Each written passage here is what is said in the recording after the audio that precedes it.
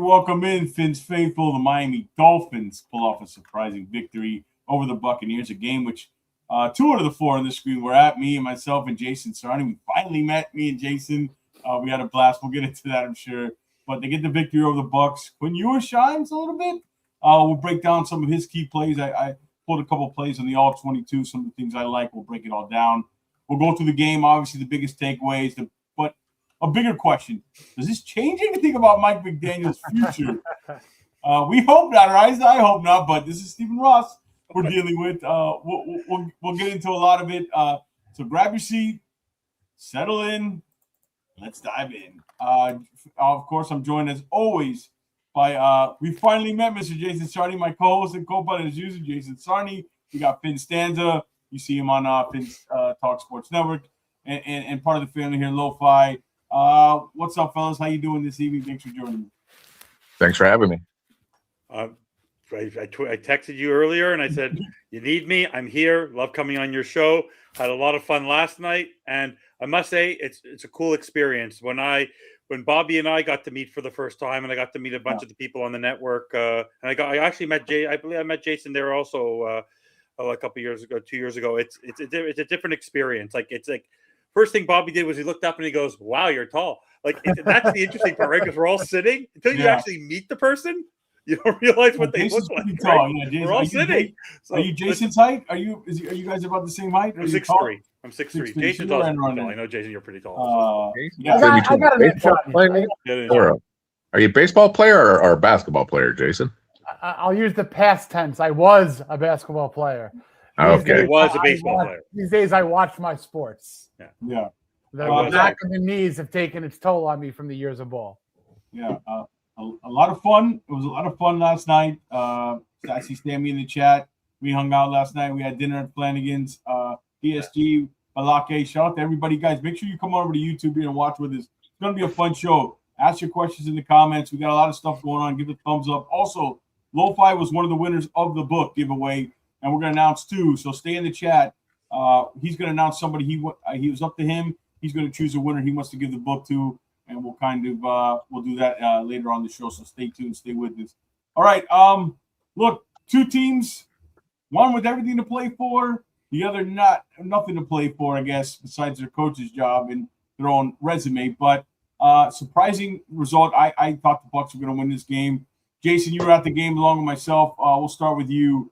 What did you think overall on the game? How surprised were you with the result? I wasn't shocked. There definitely was a surprise element that the Bucs didn't play really very particularly well. I mean, you look at the numbers, and there was some good stats put up, but the Dolphins really kind of had their number in the first half. I was definitely impressed with Quinn Ewers. I liked the way he played. I liked what I'm seeing from him, just from a young kid coming on in, not being, or the moment wasn't too big for him.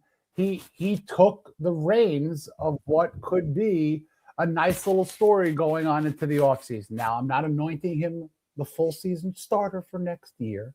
I'm saying that he is looking like a very good 7th round draft pick who became a backup in definition, took the start from last week, improved on a start, got his first 2 touchdown passes, got his first W.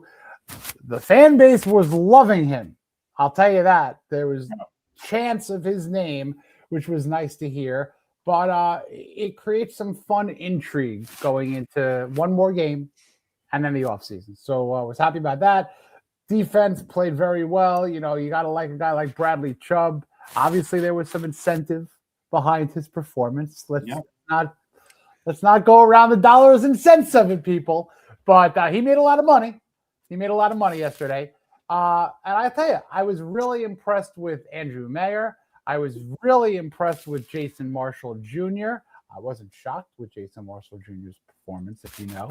But I was happy with the way some of the young kids played. And Zeke Biggers, we were talking about him getting his mitts on a field goal to block all season, all preseason, and that came to fruition. So it was a fun situation to watch some of the young kids play. And it does create a question about what's going to happen with Mike McDaniel. And for Finn Stanza, we will take a drink. Yeah, there's going to be. We'll get into all that. And again, I think the best part of this is seeing guys like Jason Marshall Jr. You get a look see at some of these young players. It's this. This is not about the wins and losses for some. Right. This is about that, and I thought we saw some good performance. I totally forgot about Andrew Meyer and Brewer not starting, and yeah, he did and played pretty well, I thought. All right, let's go to Lo-Fi. Shout out to DSG in the chat. Jordan Murray, what's up, fellas? Guys, make sure you hit that thumbs up, hit that like button. Lo-Fi, your thoughts on the game yesterday? Only thing I didn't like was seeing A-Chain play so late into the game and getting so much touch as he did. Outside of that, very, I would say, satisfied. It looked like I was watching football. I didn't look like I was watching whatever this pseudo football strategies we've been coming out with. It looks like we played offense like we were in the NFL. We played straight up offense. We played straight up defense, and we looked like a football team. And that really comes down to what Quinn Ewers kind of brings to the table for our offense. I mean, one, I give Quinn Ewers a huge congratulations on being able to figure out Mike McDaniel's offense on his rookie year. So going forward, at the very least, we got a smart young guy that could be a backup quarterback. That release, woo, that thing is quick. I'm going to go say that's a step faster than Tua. That's pretty fun to watch. He ran for a first down and dove head first. I mean, so there's just a lot of fun things like that going on. Seeing him moving around, rolling out, it just looked like what it should have looked like the last 4 years. Just a quarterback that could do more than one thing. So definitely enjoyed it. Defense gave us some good plays, like Jason was talking about. Chubb, get your money. Good for you. Bell with a nice sack, or not a nice sack, almost a nice sack. Almost a nice. But from the Tampa side, boy, quarterback doesn't look like he has much arm left. That thing looked tired. Things were just floating out there, and we were just kind of running underneath him on him. So Baker Mayfield, glad he's not a Dolphin, because we would have been stuck with him for a while too. So a lot to get to. Yeah. That's one of the big takeaways I took was the Bucs defense. Wasn't very good. This is not the Bucs I'm used to seeing. Obviously you watch the Bucs on TV, but live, I know they had a lot of injuries. Their defensive line, they don't generate much pass rush. I mean, and Baker Mayfield did some throws that you would look like a rookie would make out there. It was surprising, but I mean, he had his moments where the oh yes, oh no Mayfield moments. You saw the moxie out there, but still, yeah, I agree with you, Lo-Fi. Just told me a lot about the Bucs, who must need that win that game. All right, Finstanza, and we're going to talk about, and you're right. Sorry, Lo-Fi, you're right about that release. We're going to talk about. I got a couple all 22 plays we're going to break down. All right, Finstanza, go to you next here.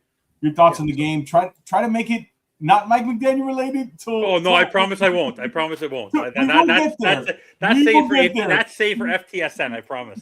No, we will get there tonight. No, we're not going to bring that up. No, what was actually nice to truly see yesterday, I didn't realize that outs were still a play in football, because that release to Weiss was really beautiful. Like, to put it where it was, Winfield completely busted that coverage, but that's not an easy throw. And he looks like he's releasing it without even stepping in. He has a very, very flowing release that is like, it's nice to watch him in the pocket. I'm sure you guys were watching at the game. Like, there were times where he was making throws and he was about to get knocked, and he was just stayed in the pocket, didn't freak out. That 20-yard pass to Greg Dulcich for the touchdown was gorgeous. Like, that's a really tough throw to make. So from the perspective of his performance in the first half, I think it was excellent. They had a balanced attack. I felt they had, because Tampa had the 7th ranked run defense, they had to throw a little bit more at the beginning, which was fine.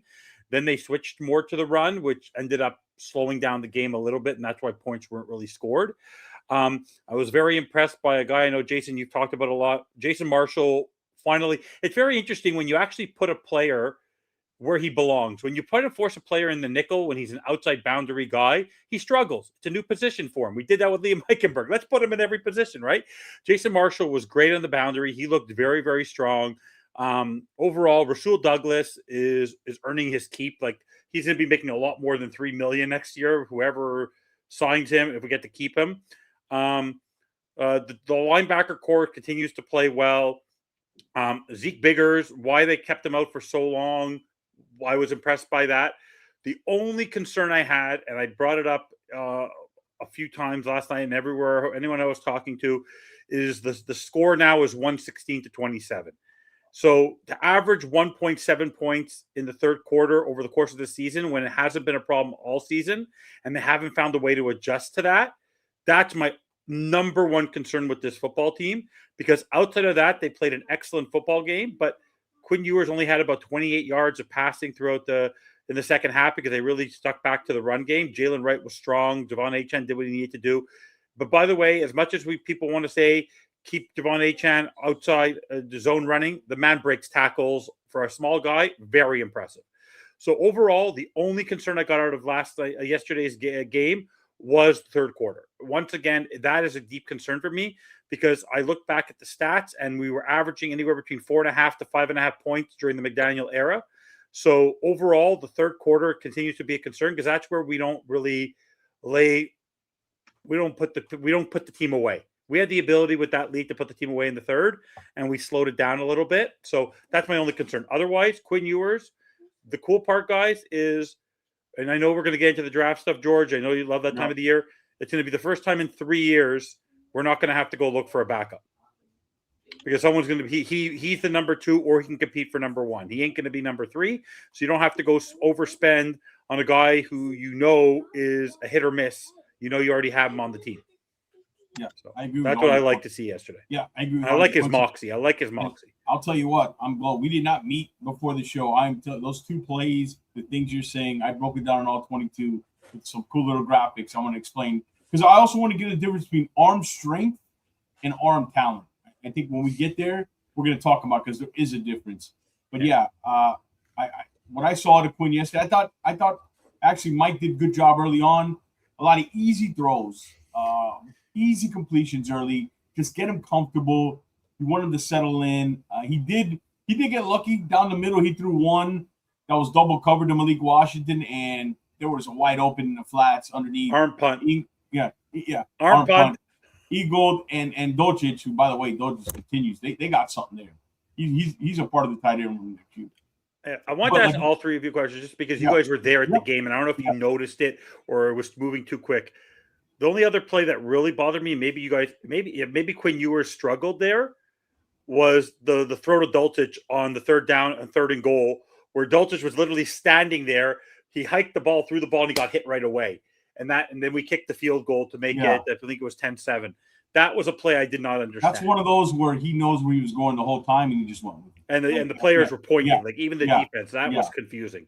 Even Vilma on the broadcast was going like, what are they doing exactly? I'll be honest with you. I get a better read of the game when I'm at home. Yeah. You know, if I'm being honest, when I'm at the game, I enjoy it, but it's a lot of distractions. You're watching the game. But that's why I had to go back and watch some of it because I need to get a little bit better. I know, Jason, you agree with that. It's a little difficult. Is it the cheerleaders? Not on the field.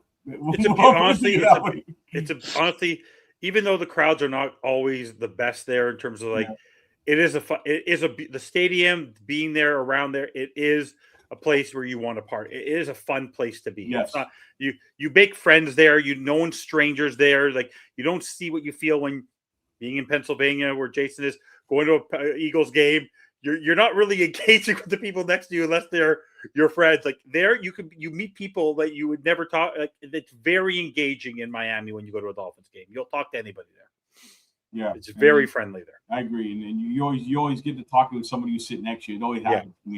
Or when we're at the restaurant, because you got Bucs fans rolling in, Dolphin fans rolling in after the game. We just start conversating. So they're not animus there. At Hard Rock, there's no animosity with the other fans.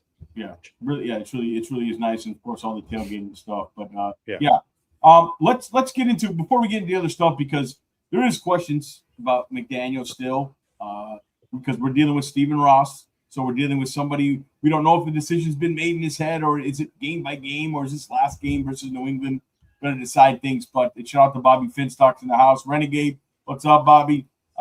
Renegades in the house. Thank you guys so much. Come on over to YouTube, hit that like button, hit that little bell, subscribe, help support the channel here. We're going to bring you a bunch of great off-season content as well when we get into it. Not only draft, but free agency and a bunch of stuff. Jason and I have already been in the lab working. We got a few things cooked up. But all right, I want to bring up anybody have anything else before I bring up the Ewers play to put a bow in this game? Anybody else have anything to add? Lo-Fi, Jason, Finstanza? Or I did like that play call on our first field goal. I don't know what even the announcer's like, what was that? You know, that's when you're like, damn you, McDaniels. Yeah. No, I just it was more like, because I think they're just trying to get wins. Like, I feel like the only concern I had was, like I said, the second half was more about protecting the lead versus getting the win. It was like it was more like they were playing more defense than they were offense. And I think like that was my only concern, like to only generate 28 yards of passing when it was really working. It's not like the Bucs changed the way their defense was playing against Quinn Ewers in the second half. I think we just changed our mindset of how do we need to win this football game. So sounds good. Dulcich, the hair, love it. I mean, great game for him. So I think it gets really interesting with Ewers if somehow we do end up stuck with the situation we're in. We seem to have a quarterback that likes big targets. It totally changes what we can put on the field.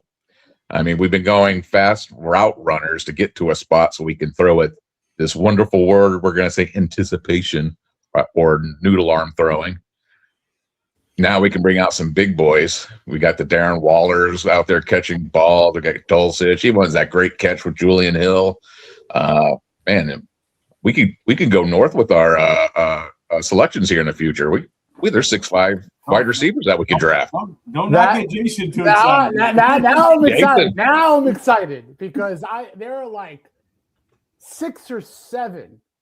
Bunch. Sorry, I had to. But my youngest son would love watching this back. There are 6 or 7 tall wide receivers that you could have either with one of them from Tennessee. One of them is from Tennessee. One of them well, is from I agree USC. with you. Second round, let's do it. From Ohio State. One of them from Washington. From West Washington, exactly. With a little bit of pedigree too. Don't think Dolphin pedigree because he didn't have a good year. You know, David Boston's son, but I need a big-bodied receiver to complement, if Waddle's still around, Malik Washington, to complement the speed. George and I would always talk about the baseball reference. You need a fastball, you need a curveball, you need a changeup. That's what this Dolphins' overall set of target need. I love speed, but height and speed, it just helps. And you know what? Even a Theo Weiss is 6'3". You know, that's great. You'd love to see that, and he hopefully has a future on this team. But if you draft a guy at 6'3", 6'4", prototype, 4.5 40, can go up and get those 50-50 balls, could be a red zone target. You still have HN, you still have Waddle, you still have Washington. Now you're cooking. So, yeah, that's music to my ears. I think the first 3 picks has to address a bona fide prototype wide receiver. And I actually saw that yesterday. I brought it up on our post-game show that was what I was when you're a young quarterback and you rely on your running game and you rely on your tight end. But ironically, you never would have thought this at the beginning of this season, but wide receiver is a massive team need. Team need. It's not yesterday a wide receiver. The most amount of receptions from a wide receiver yesterday was 1. Like that was the extent of our wide receiver core in Theo Weiss and Jalen Waddle. The rest of the time it was Dulcich and HN. So 100%, like wide receiver is a massive need for this team in the offseason. Massive. I agree. It all depends too. The system change. Remember, this is a system built for a certain type of quarterback or a certain type of player. That's why when we get into Quinn Ewers, why Quinn Ewers is a perfect fit, and why you're seeing a little bit easier transition here with this, because he does a lot of the similar things that Tua does. And let's get into the film here a little bit real quick. A couple plays I want to talk about with Quinn because I thought they were pretty cool plays he made. We'll start with this one. This is the one. This is the big play, obviously. Ewers to Weiss. Is it Weiss? Weiss? I can never get it Theo right. Weiss. He said Weiss. it right. Theo Weiss. Weiss Jr. Theo But Weiss Jr., yeah. I thought this is a really cool rep from Quinn Ewers. And what I love about this play is you guys mentioned some of the things. He's using his eyes and his body to move the defense. He did this a few times in the game. And I thought his best plays, Lo-Fi, you mentioned the word anticipation, was anticipation there. So we look at this play here. You'll see I have the arrows here. It's a Tampa, when it's all said and done, they got a bunch of guys at the line of scrimmage, but they'll be in a cover two basically when this ball snapped. But you see they're running a high-low concept here. And what that is done to do is to put a defensive back in a vulnerable position. It's forcing him to choose. That's the whole idea here. And the more times, here's the key, the more times in a defensive play you can make a defender choose, the more likely you are to have success. So this DB, which is Jamal Dean's, pretty good. Not having the best year, but pretty good. He's got to, do I drive underneath, okay, or do I stay on top, right? Underneath, you have Waller in the slot. He's going to run the underneath route, and you got the Weiss Jr. obviously going the go route on the top. So you see Jamal Dean circled. He's going to have to pick here. Where do I go? In one little bit of hesitation, or even a half a second, the window's going to open, and you'll see that. All right, so as we roll the play here, you'll have again him having to choose. You'll see. Look now. Watch Quinn Ewers here. Watch his eyes. Watch his shoulders. Here. If you look at his shoulders and his eyes, he's showing he's going underneath. That's what it looks like, right? His shoulders are going to the underneath guy. It doesn't. Remember, you said it, Evan. He doesn't step into the ball, and this is what's impressive. What I call arm talent, not arm strength. All right. So if you look at him, he's going underneath, and you see Dean already. Dean is in a vulnerable position. He's biting. He thinks it's going where it's going underneath to the. He thinks there's no way he's going deep here. And look, he's got a decision make. Am I going to the Waller and underneath? That's where I think the ball's going. Or am I trailing Theo Weiss over the top? And he's got a safety help. But look at the safety too. He believes he's going underneath, and this is where the window opens in this whole play here. As you watch, he bites, loses leverage, he's gone. He sees the window shot. You see where the safety, that's a pretty good safety, and Antoine Winfield Jr., the arrow in front is where he goes. He goes under. He dips inside. He should go back to where, the 56, 57 and take a longer angle. Ewers sees the kill shot, the whole shot, and look how he just flicks the wrist. Having them bought that he was going underneath, didn't have to step into it. There's the whole shot. Beautiful. Beautiful. That's what you call arm talent. Not arm strength necessarily. Okay, on that play. That's an out. Yeah. So go back and show where the wide receiver was when he was releasing the ball. Yeah. Okay. Here you go. How far down the? So if this is a Tua play, by the time he crosses the 45, he would have thrown it already because he pretty much guessed. But he thinks that's where Tua throws right there. Right. He has to throw with anticipation. That's where Tua releases. He's already designed play. It's going there. Yeah, but now watch what happens. Tua can't throw it out. No, he couldn't throw that. Tua would have to go deep. But he thinks that based on where his shoulders are lined up, his footwork, and his eyes, he does this a couple times. This is high-level quarterback stuff. This is what's impressive about Ewers, right? Where his eyes are, they're all. But look, Dean already is going to commit low. He can't. He's already gone. He lost the trail. You look at his leverage and his body's turned, his hips. He's going inside, right? The safety is also going there. What's amazing is at the release, he thinks he's going underneath. And what you said, Evan, the ability to get the ball out with that flick, he's like a shortstop. That's what always Ewers has been good coming out of college, like a shortstop. The ability to flick the wrist, throw in different arm angles. That's arm talent. He still doesn't have the best arm strength. Okay, it's not a big time arm, but what he does have is that ability to flick the wrist and make this play. As you see, this is a perfect shot, Lo-Fi. Glad you told me to stop. You see Dean, you're making him choose, and Ewers can see based on his body positioning that he's going underneath the Waller, and he knows he's got the shot there. He doesn't think the safety can get over it because he also sees the safety thinking the same thing. And watch the safety's angle. Look at the angle the safety takes. Instead of going that outside arrow, he's going inside, and it's game over. And he does with the flick of a wrist, but it's combined with the ability to set up and manipulate with his eyes and his body and get the ball out with just that wrist. I want to add something on this particular throw. And whole shot. I want to add something on this particular throw. See, at the moment, I got another bit of information that based on this throw, I made a fun tweet yesterday. Oh, A fun tweet that was, if anyone really could understand it, was a sarcastic comment. Yeah, I know. Like a sarcastic tongue-in-cheek comment. Yeah, I know. And the comment that I just saw, which is why I've been a little distracted, that my tweet was referenced by another podcaster, and that podcaster brought up the comparison and called me a blind-ass fan. And that person, it was someone that I actually worked for, gave him a lot of effort, putting a lot of effort for him. And I was going through a bit of a change in my life, and I left every site and podcast that I was working for at the same time. And that individual was the only person who didn't leave the door open for me, understand, have empathy, and he erased my work from his website, took my name off, didn't respond to me, and now he's taking unsolicited shots. That's unacceptable. That's unacceptable. And you call me a blind-ass fan, Mike? Unacceptable. You have a problem with me? You bring me on. Let's talk about it. I'll bring you on the show right now. You want to talk about it? Let's talk about it. I've had it. And look, I've known Jason for a while doing these shows. I know there's things that bothered him. But, you know, Jason does take a lot of heat.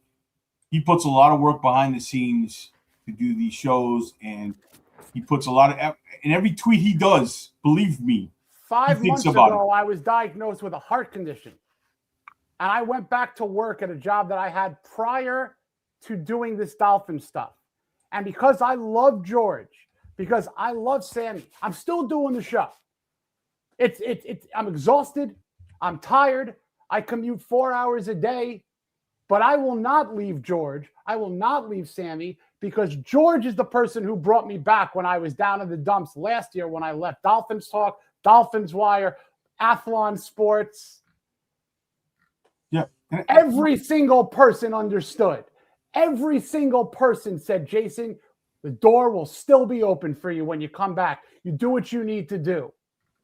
I've also written for 5, 6, 7 other sites. Never has my work and my name been erased.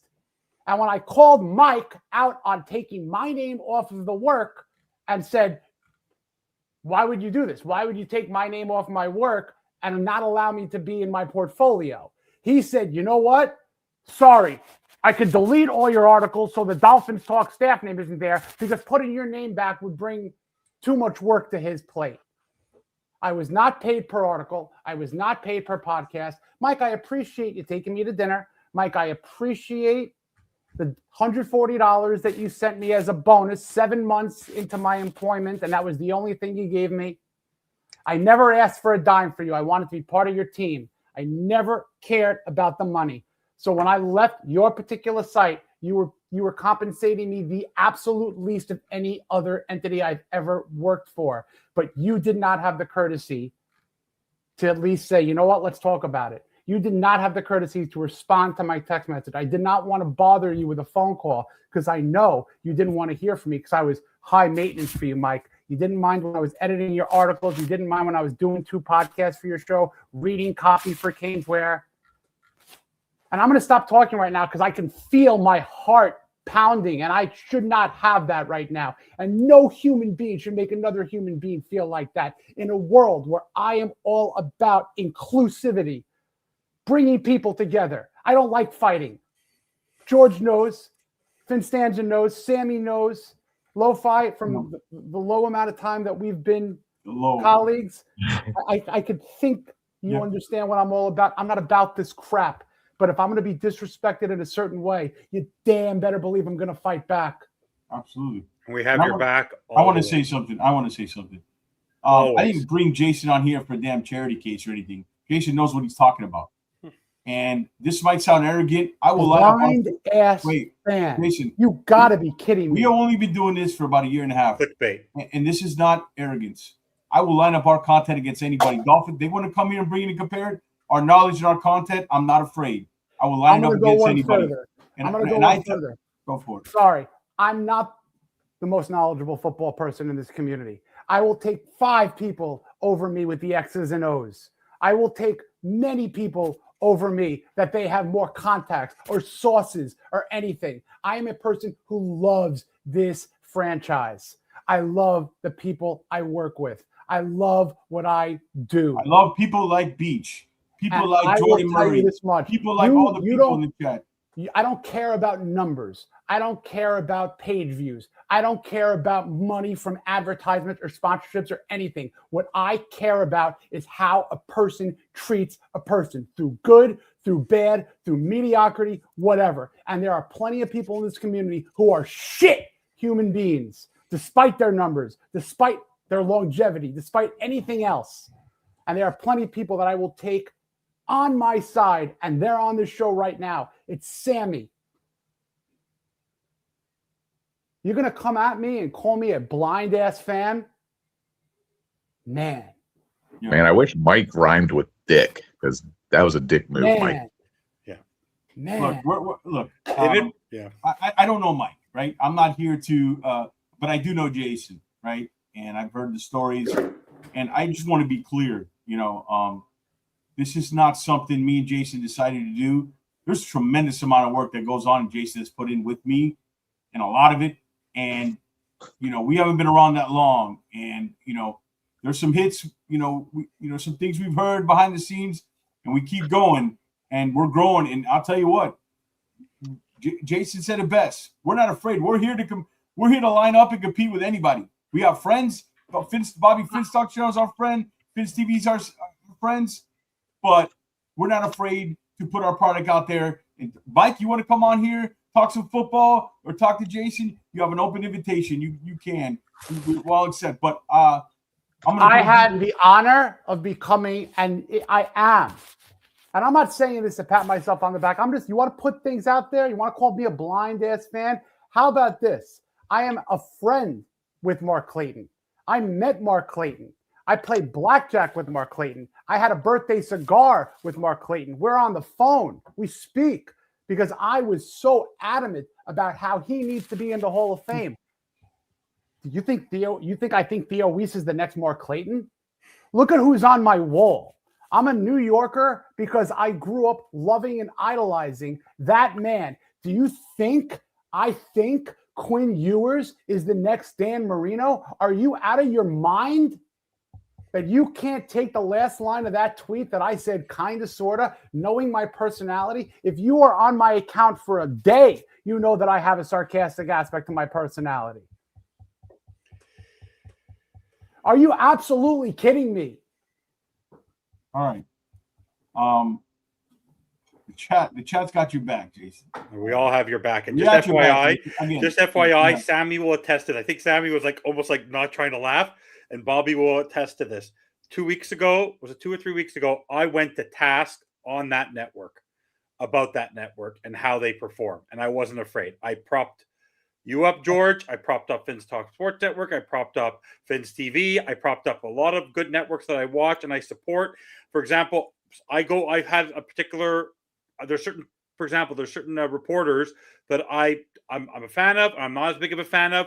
I have a relationship with him because same way that Jason, you have a relationship with certain people. I have a relationship being a Montrealer, being a big Expos fan with the biggest Expos fan in Florida who loves who reports on the Dolphins. And I don't need to say his name. Everyone knows who he is. And I'll take a minute right now to say to that person, I apologize for things that I might have done your way that might have gotten me out of your best interest because he employed me and I made a mistake. So to that person, I apologize. I was wrong. I am not someone who realizes that I'm free of whatever. So to that person, to my fellow Expos aficionado, I apologize. And if ever you want us to bring us together, you know what? It's not on you. I made the mistake, and we are all CEOs of our own lives. We could hire, fire, promote, demote, and be whatever we want to be with whomever we want to be. So that's on him. That's fine.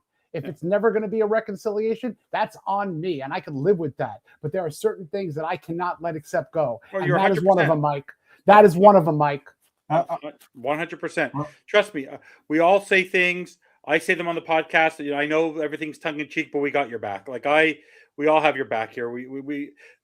whatever we do on FTSN, whatever we do on Fin Faithful, we all have our stuff, and we're all here. Trust me, the amount of stuff, the tongue-in-cheek stuff that Bobby has to put up with my nonsense sometimes, but I don't consider myself an expert as much as you might know, George, and what you might know, Lo-Fi and Jay. I have a bit of a different mentality. I'm the more passionate guy who does bring in numbers, but I'm more the passionate fan who went from up here all the way to down here. And people rip me on our own podcast, but don't come at me personally. Come at me for my knowledge. You want to question what I think, sure, but don't come after somebody. Everything is tongue in cheek. This football is supposed to be fun. Jason, you're immense. You're a wonderful human being. Don't let anyone knock you down. Yeah, and I want to comment on Renegade. Thank you. People need to just do their own thing and stop backbiting, stop the pot shots at other fans if possible. And that's what we do here. Listen, there's things I hear behind the scenes all the time. You know, when you run a channel. All I do and all we do is, I told Jason, put our head down, work hard, create the best possible content, and let the chips fall where they may. And that's all we do. Real, honest, passionate, no clickbait, none of that crap here. It's true, and you feel it in our voice, and you feel it when we talk. And Jason, thank you I always tell you, thank you. You took a shot on me in this channel, right? I built this channel. It hasn't been around long. You helped take it to the next level. And I told you, let's get to where we want to go together with friends of ours, and don't let these other guys get you down. If they want to come on the podcast and get exposed, they can do that, because whether they want to talk knowledge you have or connections you have or X's and O's, I'm willing to have an exposed party. So whoever wants to come is invited. So let's end it at that. Let's not give them any more time. Jason, I'll let you get the final word before messed up my beautiful graphics, the arrow, the all 22. How could you do that, Sarni? But listen, real quick, George, you are a hell of a podcast partner, but you are a better person and friend, and that is not an insult whatsoever. You know what I mean by that. Yeah. All right, you know what I mean by that. And there's an aspect of what you have done in terms of your faith and confidence in me that have brought me into a 2.0 or a 3.0 in my world here, and I appreciate anybody that appreciates the work that any of us put in. And you know what? I wasn't a blind ass fan when you wanted me to do the work. Was I, Mike? No. I'm a blind ass fan now that I'm not under your precious umbrella. And God knows what else you say behind closed doors. But it is just despicable. Hey, Jason, just be careful becoming a 5.0, because sometimes those Mustangs do break down. So how about this? Guys, go come over here and subscribe to us here, because you're going to get some real good content, especially coming up, better than what you're used to. I won't say any names. That's fair. Breaking news. We don't just got Bobby Fins talk. We got Tati. When you get Tati on your network, George, you hit the big time. When you get when you get Tati, you get the big time. The Tati. That's way better than Bobby. No offense to Bobby. We got Tati. So can I mention, I see DSG and Jordan's in the chat tonight. All right. You guys came down to a coin toss in the back room there. We'll give you a hint. Both of these guys, you guys are on you guys are on. So both of you guys, Lo-Fi won the book. And I never win anything. Yeah, he never wins anything. And he told me before, he goes, fair. I go, no, you've been a supporter. Even though you've come on the show now, you've been a supporter through. I'm not going to take your name out of there. And what the hell? He actually wins it. And he said, there's a couple guys I'm down to. So we'll just go ahead and put the cat out of the bag. Lo-Fi, who are the two names that you're deciding from? Well, in the back room, we flipped the coin, and Jordan Murray won the coin flip. But DSG, you're awesome just as well. It landed heads. Unfortunately, you're the back end and the tails. But I wanted to give that book to Jordan Murray for all the great comments and all the great support he gives you guys, George and Jason. Yes. So Jordan, courtesy of Lo-Fi, you are the winner of the Dave Hyde book. That's the one. Of course, Winged Ninja. Yeah, I got to send it out to him, the Armando Salguero book.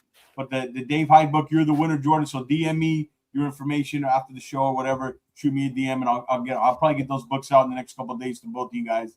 So Jordan Murray, congratulations. Lo-Fi he said those are the two names, DSG and Jordan Murray, that he's seen just came to his mind first, and he flipped the coin and landed on you, Jordan. So congratulations, and we're happy about that. All right. Should we get back to football, or Jason? I could use that book on Mike. Do you need me to save that book on Mike? Jason, how are we doing here? Are we ready to go, or we need Good. Are we need to, do me a favor. Go get up, punch a window or something. Go break your TV. Do something. Get it out. But anyways, Jason, you're a great guy. You know your stuff. I'm so pleasure to be doing this show with you, brother. I told you, this is no disrespect to any other podcast. Let's take this thing as far as we can go, and I want to do it with you and friends like we have in other networks. You know, Finn's Talk, Bobby and Finn Stanza and all those guys. The Finn's Talk Sports Network, of course, Sammy and Finn's TV. But you know, we're gonna ride this thing. It's not gonna be a lack of effort. I told you, you know how hard I work. I'm gonna die trying to do this thing. This has been a dream of mine since I was 12 years old, talking by myself in my room about this team and following the draft. So make sure you stick with us. We're all in it. Stick with us. Hey, George, can you do me one favor? Yes. Just write in there for me. Mike is a dick, so we can close that chapter to the book and close that book closed for us. Jason, you want to do it, or you want me to? Can you write that in there and close the book so that chapter is done and over with? It's been written and it's closed. It's done. Chapter closed. Can we get back to my beautiful all 22? We got one more play. I like the red arrow going to the blue arrow. You like it? Is this a little? I love it.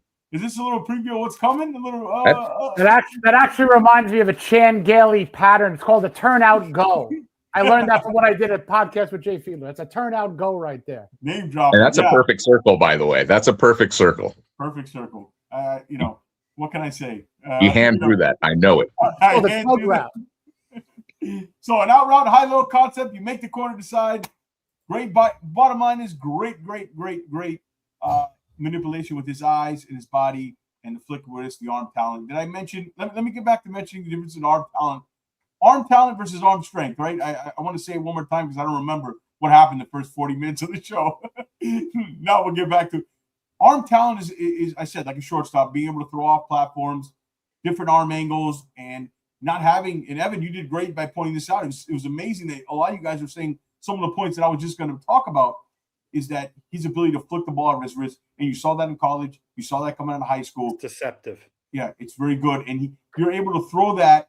It's like a pitcher, again, Jason, or baseball, a pitcher who can throw a fastball and a changeup, but with the same arm speed. Okay, Greg if that Maddux. makes sense. Greg Yeah, Maddux. if that makes sense. It deceives the batter because you sometimes pitchers throwing a fastball, the arm speed's a little faster. Quinn Ewers can throw both, even though his fastball is probably 90 to 91. Not, maybe Greg Maddux is, but Tua's kind of like that. There's a lot of similarities with him and Tua. But let's get on to the next play here. And guys, make sure the chat's lively. Make sure DSG. Thank you, Jordan. Appreciate you. We appreciate you, Jordan, and DSG. We appreciate you too. Sometimes you get lucky with heads or tails, man. And I did donate it to you, Lo. I can't read. All right, so let's get into it. I think I read something. Sammy wanted to come on air. Sammy, you wanted to come on air.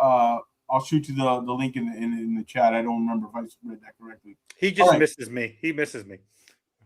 All right, let me get into, before I forget, this next play. This one was even cool too. Oh yeah. All right, this one was the touchdown to Dulcich. This was better. Yeah, this was harder. I agree with you.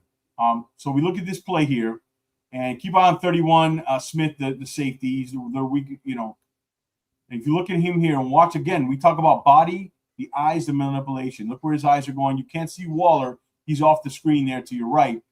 But he looks over to Waller. Let me rewind it here. And you can see he's looking over to Waller. He's never throwing it to Waller. Okay. And we've seen Tua do this. We've seen Ryan Fitzpatrick do this. He already knows where it's going. But he sells it, freezes Smith to safety, keeps the middle of the field open, keeps him kind of having to respect Waller, and then you move the play. You look at the linebacker. The linebacker, look at his hips. He sees already his hips are turned. He's got his eyes on Devon A-Chain, so he knows he's not going to be able to make a play on the ball. And watch the anticipation. I know we said it with Tua. Watch how far in advance he throws this ball, but he's reading. His mind and his body's doing the work. That first, I got the safety off. I got him over to Waller. I was never going there. Second, I see the linebacker as he's making his progression, he's turning his head towards the middle of the field. I see the linebacker with his hips turned. There's no way he can make a play on this ball. He was focused on A-Chain out of the backfield. And watch how early he throws this and the timing on this throw. Absolutely beautiful. I mean, that's Tua-esque.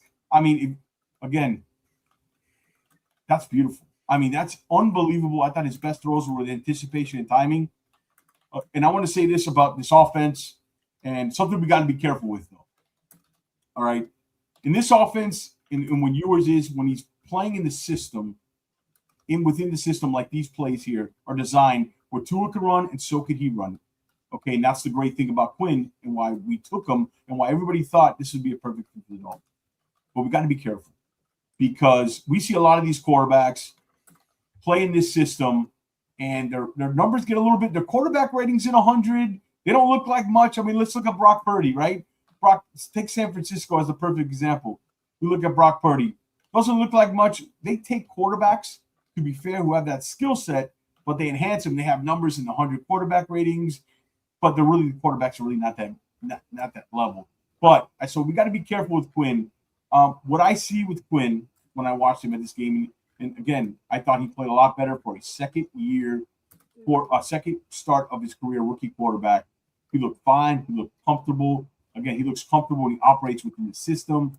When things are on script, like that was on script, when the timing is there, he has that skill set, and give him credit. But when he gets in trouble is when he goes off script. And that's the same thing we have with Tua. The same thing you have with these other. Purdy does that a little better when the play breaks down, when they have to create. It's where you kind of see the limitations. So we know we have to be careful with these quarterbacks, with these skill sets in this system.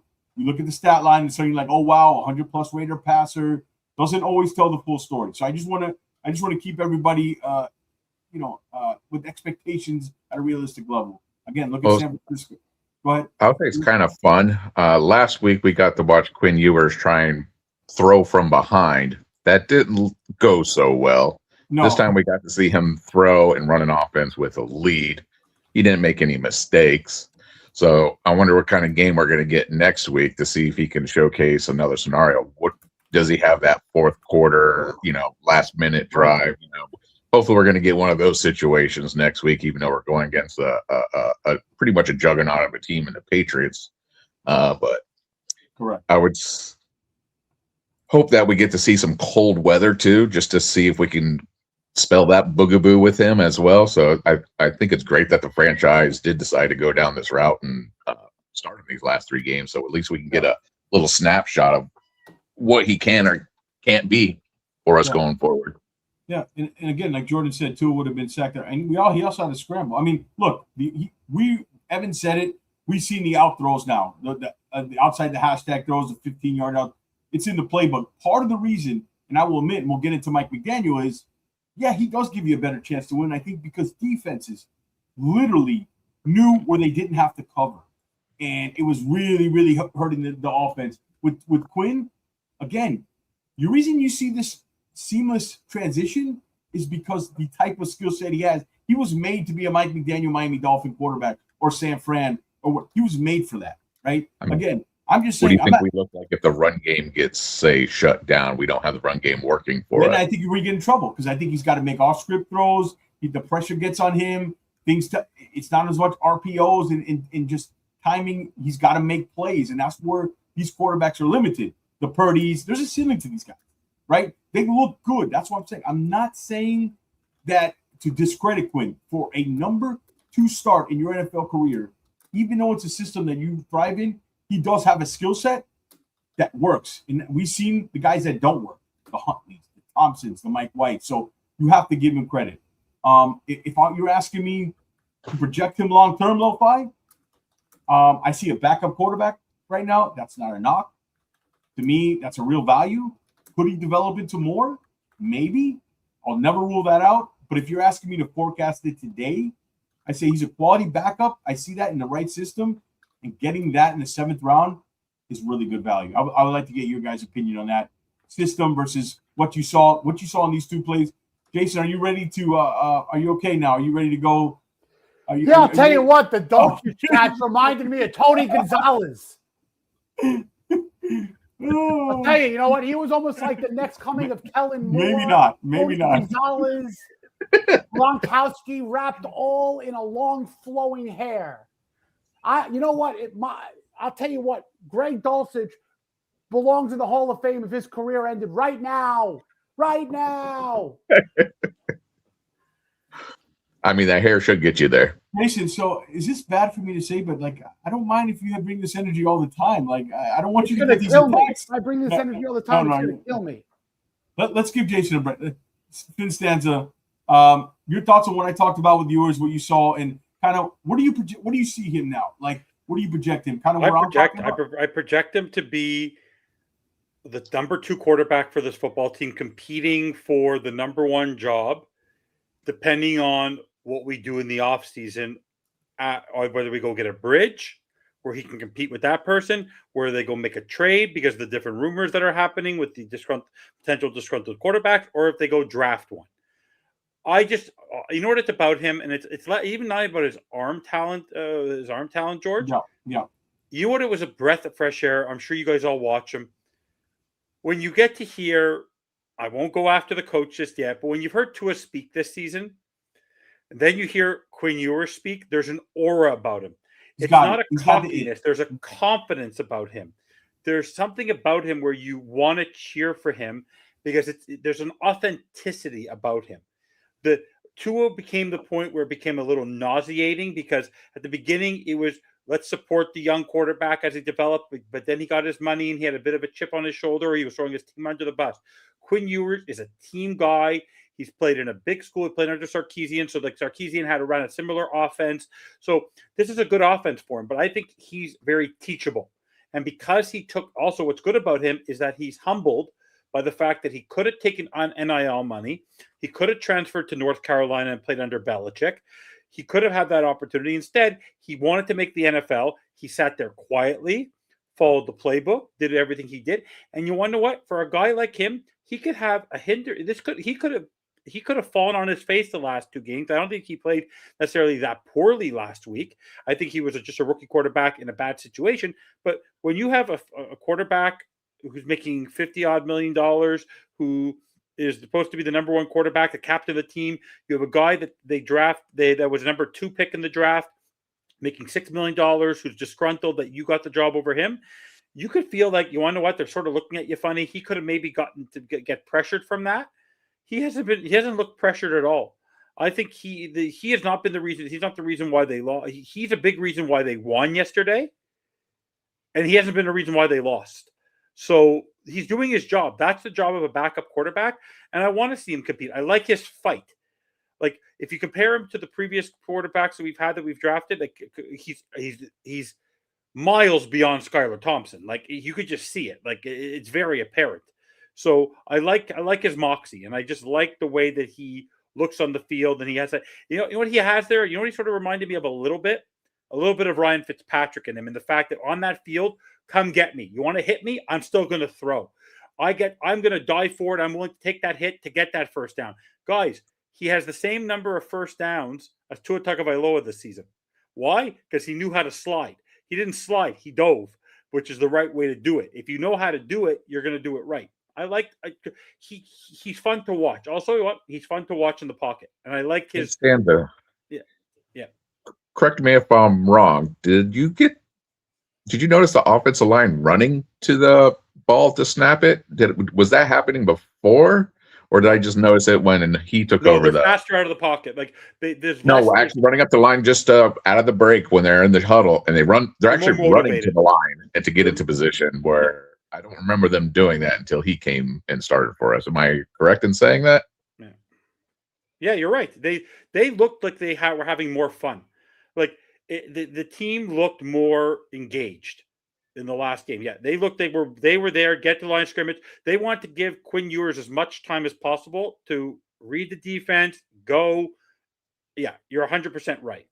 So we're going with intelligent and shows leadership. Man, yeah.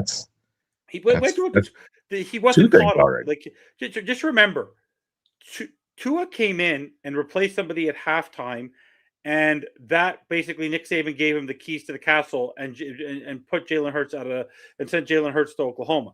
But Quinn Ewers basically pushed off Arch Manning. He put out the guy who was who's now stuck in college for another, who's going to be staying in college for the next couple of years. So Quinn Ewers is not. That's not talked about enough. That's not talked. Not talked about. Quinn Ewers played at a top school and had someone up his rear. And this guy does not get phased by the moment. That's what I like about him. He does not look phased by the moment. Man, what's his name? Eric Smith from Texas, University of Texas beat writer, and he had a lot of things about Quinn. He said Quinn's an NFL quarterback, and we don't talk enough about the pressure that was there when he was the better quarterback at the time there. But I want to get Jason in a better mood. Maybe this is to Mike. Did you notice the offensive line running to the? Hold on. Did you notice the offensive line running? I think I was speaking while I recorded it. But anyways, I tried, Jason. But I hope that made you feel a little better. You're not gonna lie, it did. I was trying to do it live.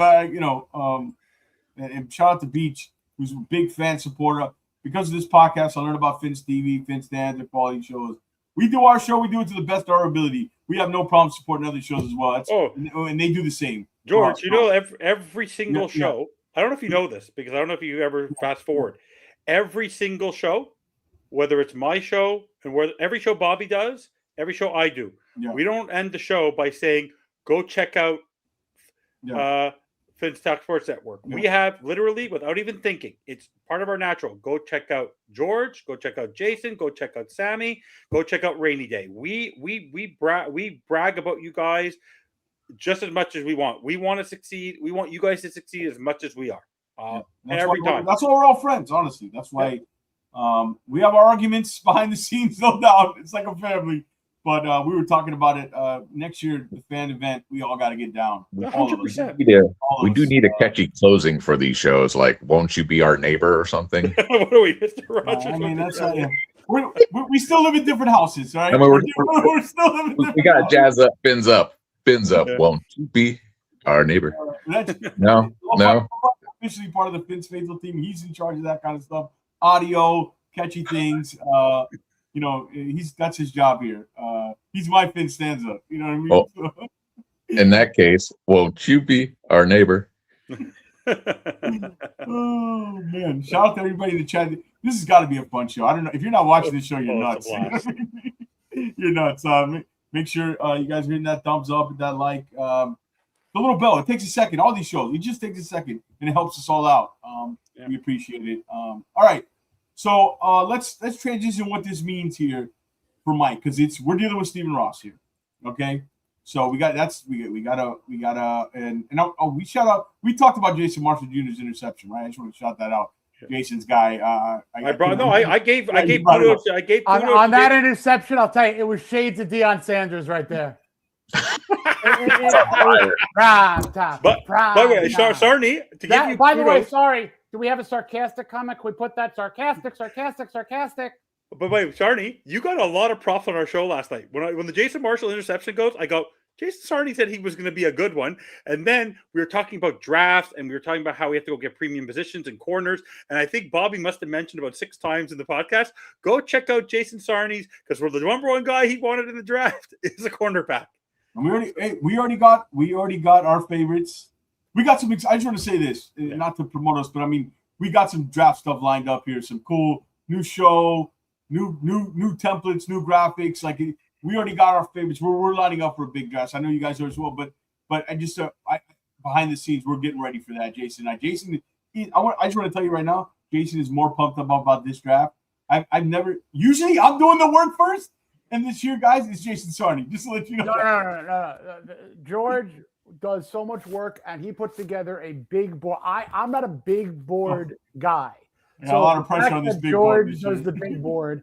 What I like to do is I like to analyze the prospects for the need, for the draft holdout we have, and I like to get into the candidates. And I call them candidates because that's what I do for a living. I get candidates jobs. So draft stuff, that's my joy, but for fun, not for profession. But George is the man that on conviction said that Will Johnson was a top 5 player.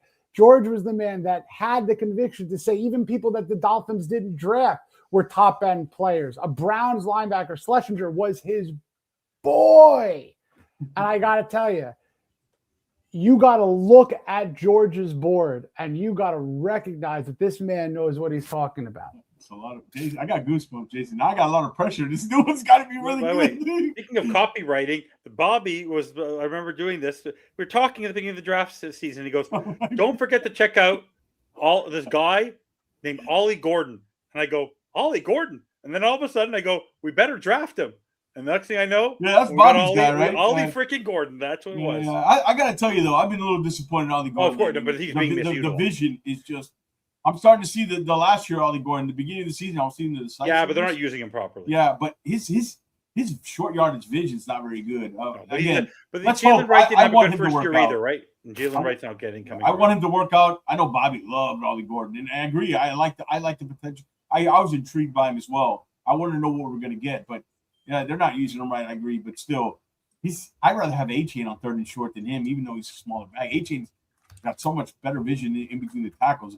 I think you said it, Evan, right? His most underrated part of Devon A-Chain is ability between the tackles. Yeah, really good, and his ability to break tackles for a smaller guy. He didn't seem to get away from Vita Vea too well there. Not many are. Not many are.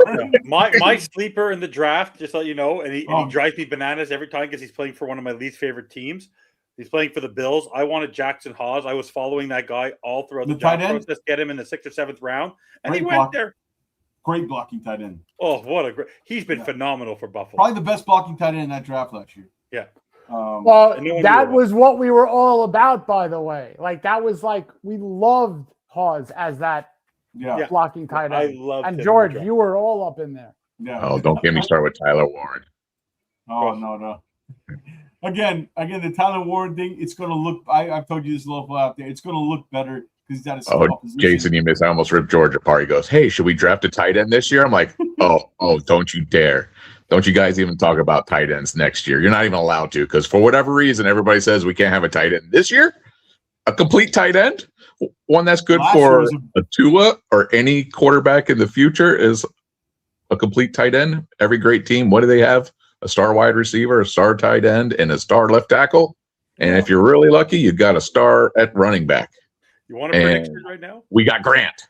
I'll give you a real quick, and then we'll go to the Fitzanton prediction, but I'll give you a quick synopsis of what I want for the tight end room. 4 of them. Keep what you got now. Draft an overall versatile one who could be a route runner, an absolute weapon. I don't really care so much about the blocking, but not a detriment in the blocking. So I'm all for adding to the room, keeping what they got now. And a fun fact, I know a lot of people know this. The Miami Dolphins have never, ever, ever, ever drafted a tight end in the 1st round. Well, there's a tight end in Oregon that might end up being in the spot if they, especially if they, I don't, we can talk about the Patriots game because Patriots got something to play for. They got to win that game. The Dolphins, they want to clinch that bye week. But there's a tight end out of Oregon who, they say that, where are we at now, Jason? 12? We're at 12. We're at 12 right now. So we're in that Tyler Warren range. I don't know if he's that. Again, I'm going to hold my comments so I get really in on him. But a lot of good tight ends that you can get in the 3rd round, 2nd and 3rd round. Last year was, the kid out of you were high on Fanning, weren't you? Fanning Jr., the Browns tight end, coming out last year. I loved Fanning. You love Fanning. Yeah. When you lead the country in catches and touchdowns and receptions, and he can play the slot, he can play inline. I loved Fanning. I'll tell you what, the Cleveland Browns had one hell of a draft last year. Yeah. One hell of a draft. And that tells you just take the best college players on the board.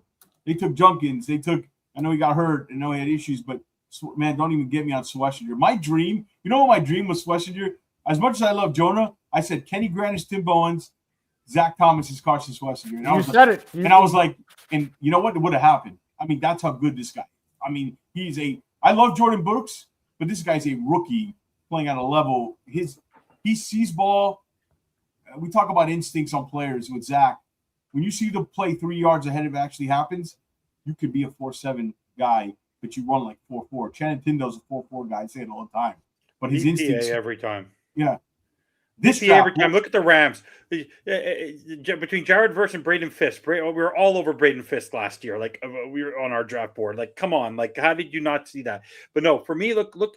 When my bold prediction is, don't be surprised. You don't think Andy Reid, if Kelsey retires, you don't think they're taking a tight end at all? They're replacing Travis Kelsey at the first possible pick. Are you kidding me? Like right away. It changes. They faltered when Daniel Jones got injured, but Tyler Warren, Brock Bowers, like these guys make your life easier.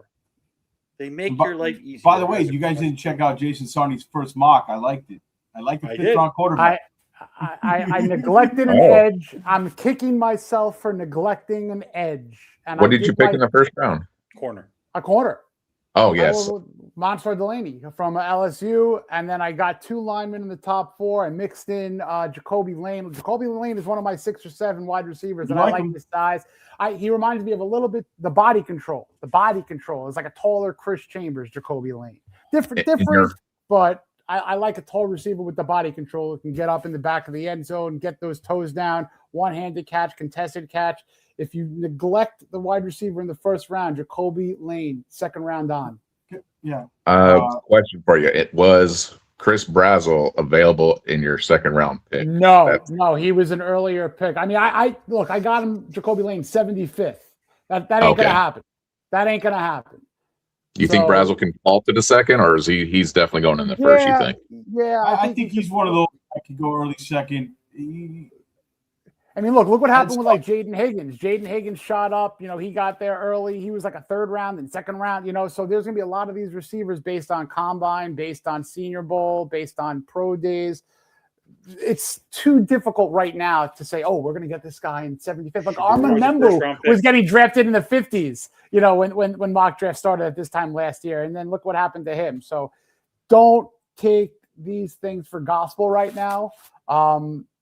So much fluctuation is going to happen in the next 3-4 months.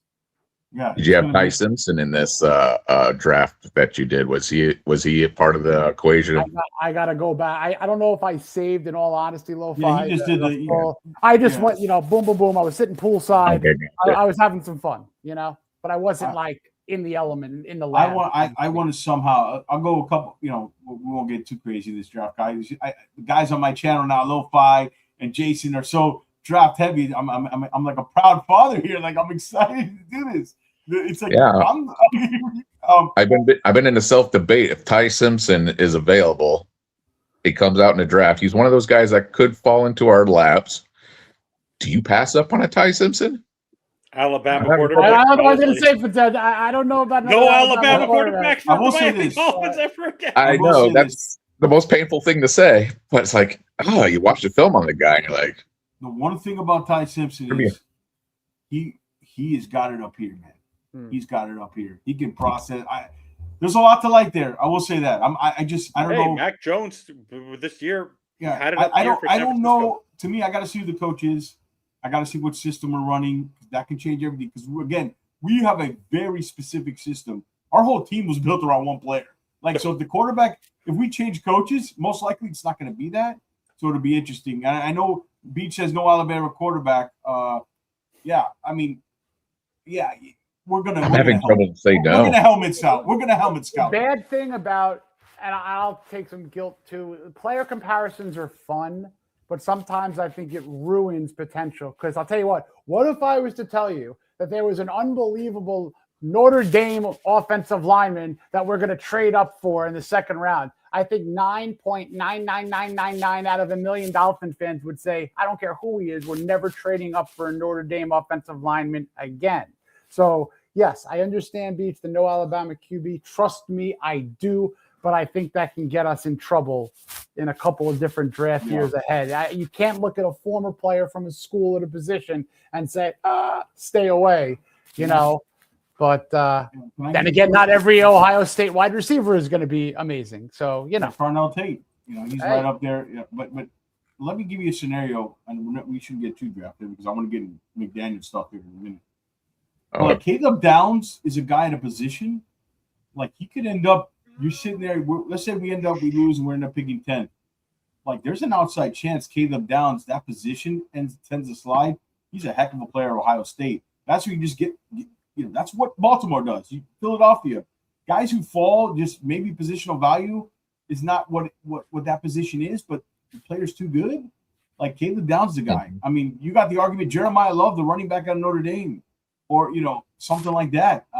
But I'll tell you, the guy.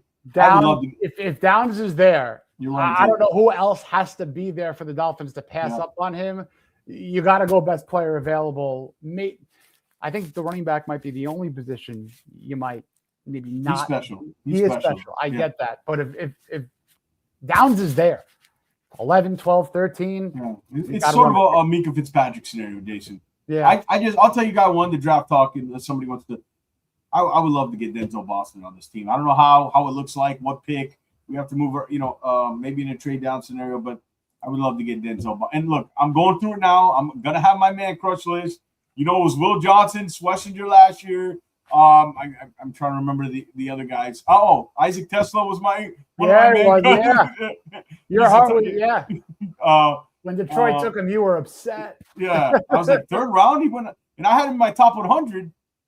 And not a lot of people did, and he went there because that's kind of how I thought the league was. Because me, I'm a crazy nut who sits in my room and pretends I'm a GM. And where would I take a guy? And sometimes I look smart, sometimes I don't. All right. Oh, yeah, Nick Harbor. He's waiting for next year. Oh my God! Oh. If we can get a top tier guy this year, then Nick Harbor next year. Oh. Let's get his teammate next year at quarterback and the receiver. Yeah. How about that? That'd be nice. I'll be all for that. A young Dante Culpepper, I call it. A young, good Dante Culpepper. But Daryl Austin, great call, Daryl. Shout out to Daryl. I don't know if Daryl's been in our chat before. It's the first time I think. We love new names. Thank you, Daryl. Make sure you subscribe to the channel. We got a lot of stuff, a lot of draft stuff coming up, and check out our last year stuff too. But all right, let's get into Mike McDaniel. Yeah. Because it's our weekly, daily update. Mike McDaniel update. It seems like here. Could Quinn Ewers actually be saving the job here? Honestly, I don't think so. I hope not. Yes, they won the game. They didn't fall apart in the third quarter. I mean, the last two games before this was a big. What did they give up in the third quarter, guys? Like 3 points only? Was that Jason? 7? 3 points at 3 points. No, 3. You're right. Sorry. So it wasn't. The numbers didn't look great. The play didn't look great, but they only gave up 3 points. They beat the Bucs with the rookie quarterback. And to be fair to Mike McDaniel, I can't believe Evan, I'm saying this. To be fair to Mike McDaniel, you might have been right when Ewers says he gives him the best chance to win the game. But big picture shouldn't change anything. McDaniel's problems don't go away, beyond. His problems go way beyond who's playing. It's game management, it's clock management, it's situational awareness, it's leadership. Those are 4-year problems. Those are not 1 game, 2 games. Oh, you fixed it after 8 games. These are 4-year issues. So nothing's going to make that disappear for me. But here's the uncomfortable part, guys. We're talking about Stephen Ross. Let's be real. Logic, Stephen Ross, they don't belong kind of in the same segment. He's a smart guy. He's done some great stuff in business. But in football, not so much. So the real question is, should this game change anything? It's Ross made his mind up. That's the thing. In my opinion, I don't think he knows what he wants to do yet.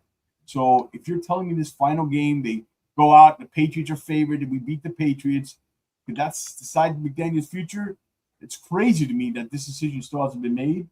But I wouldn't put it out of the realm of possibility but I shouldn't think this game should outweigh the entire body of work that McDaniel's had that's not been good. Your guys' thoughts, I'll start with you. I'll start with you, Jason. How do you think this changes anything? Do you think he's made up his mind? Let's start there. Well, listen, I don't know if he's made up his mind. That's a tough mind to jump on into. But I will say, from my mind, I've been on the fence. I've been on the good side and the bad side of it. I've almost been week to week in the last several. And the reason why I say that is not just because of what I want, it's what I think may happen. And that's a fine line sometimes. And I mentioned this weeks and weeks and weeks ago with you, George, on this show, is that I would love it. And we're almost playing into this scenario if it could happen like this. Don't necessarily fire the man. And if you decide that Champ Kelly is your guy, that's Champ's decision to hire or fire. If they want to run it back with those two, I understand and I'm intrigued with that ideology for this specific offseason. If I was running the show, would it be my decision? Possibly not, but we don't know the entire candidacy pool at this exact moment. However, what I would really love to see, and this is just from, I guess the world that I live in and just another outside of sports, it would be very interesting to me if Mike is not necessarily fired on Black Monday, but they hire the best general manager candidate imaginable. That could be Champ, or it could be an outsourced individual taking their first job as a GM, a deputy, an assistant coming up. And then that person, whether it's a 24-hour evaluation period, a week, they either decide to stay with Mike or they clean house and they go with their own vision. So I know that's like you're putting B before A or C before A or whatever you want to say, but I am very much intrigued with both scenarios, So will I throw a tantrum if Mike comes back? No, because I'm intrigued in a potential offense without Tua, with Quinn, a drafted quarterback, a free agent quarterback, whether it's Malik Willis or whomever. I'm intrigued by that. I'm intrigued that if he could have conviction for a full year to do what his strength is with the run. You have a three-headed monster in Devon Achane, in Jalen Wright, who's been running hard the last couple of games, and Ollie Gordon. If they can get two better interiors than what they had to deal with this year, James Daniels was a miss. Jonah, I don't think he secured this job. If you find a guy, Max Iannacor from Arizona State. You like him a lot, huh? I like him a lot. This is a guy who played soccer, played basketball. His footwork is fluid. He can play anywhere. You like the multi-sport. We both do. I love them. You like the multi-sport guys. That's why you like Trader. Emmanuel Paragon, from Oregon. I like these guys. I like offensive linemen that they can get and potentially move around, but I don't think there's any solidification of who your guards are going into next year. But my point is, McDaniel's a run game scheme artist, right? So I would be interested to see what he could do with that on a full year with either a Ewers or someone else, a quarterback. But if there's a brand new direction, I'm fine with that too. Yeah, I'll move. But DSG brings a good point. Champ Kelly looked awfully comfortable after that game. I mean, that's probably him trying to. I don't think that they bring him back. He's the one I'm probably most, besides Tua. I'd go in that order. Tua certainly gone, then Champ, then Mike. We'll go with you, Finstanza. Your thoughts here? Do you think it's a daily Mike McDaniel update, right? I know how you feel about Mike. Put that aside. Of course. What do you feel? This again, has he made up his mind? I think, because I don't think he has. And it's crazy to sound. It's crazy when I hear it out of my own voice that this guy, successful businessman, has not made up his mind, because you would think, and he could ride on this last game. But this is Stephen Ross, and logic, Stephen Ross. To me, it's a slap in the face of the fan base. If you don't make this move, it tells you that I got my money. I care about making the most amount of money. I'm making it anyways. You guys are still buying my jersey. Walking out of that game yesterday, the line to the team shop was like a Christmas Eve at Marshall's or Burlington. I mean, pretty big. You know what I mean? Like that kind of long. So your thoughts there? Has he made up his mind? Do you think it changed anything this game? I believe that Stephen Ross has made up his mind, in the sense that he is loyal to certain people. So it used to be, I'm loyal to Chris Greer. Now I'm going to be loyal to Mike McDaniel. So Mike McDaniel will be back here next year. And I did say that if I had a choice between Mike McDaniel and Tua, I'll take Mike McDaniel. So, but there's no way that Mike McDaniel can be here and Tua can be here. Like, if that happens, then that's a disaster waiting to happen. And I can't even fathom it. But no, I said this last night. I expect it. He looks very comfortable for a guy that might be on the hot seat. I think he's already been assured his job in some way, shape, or form.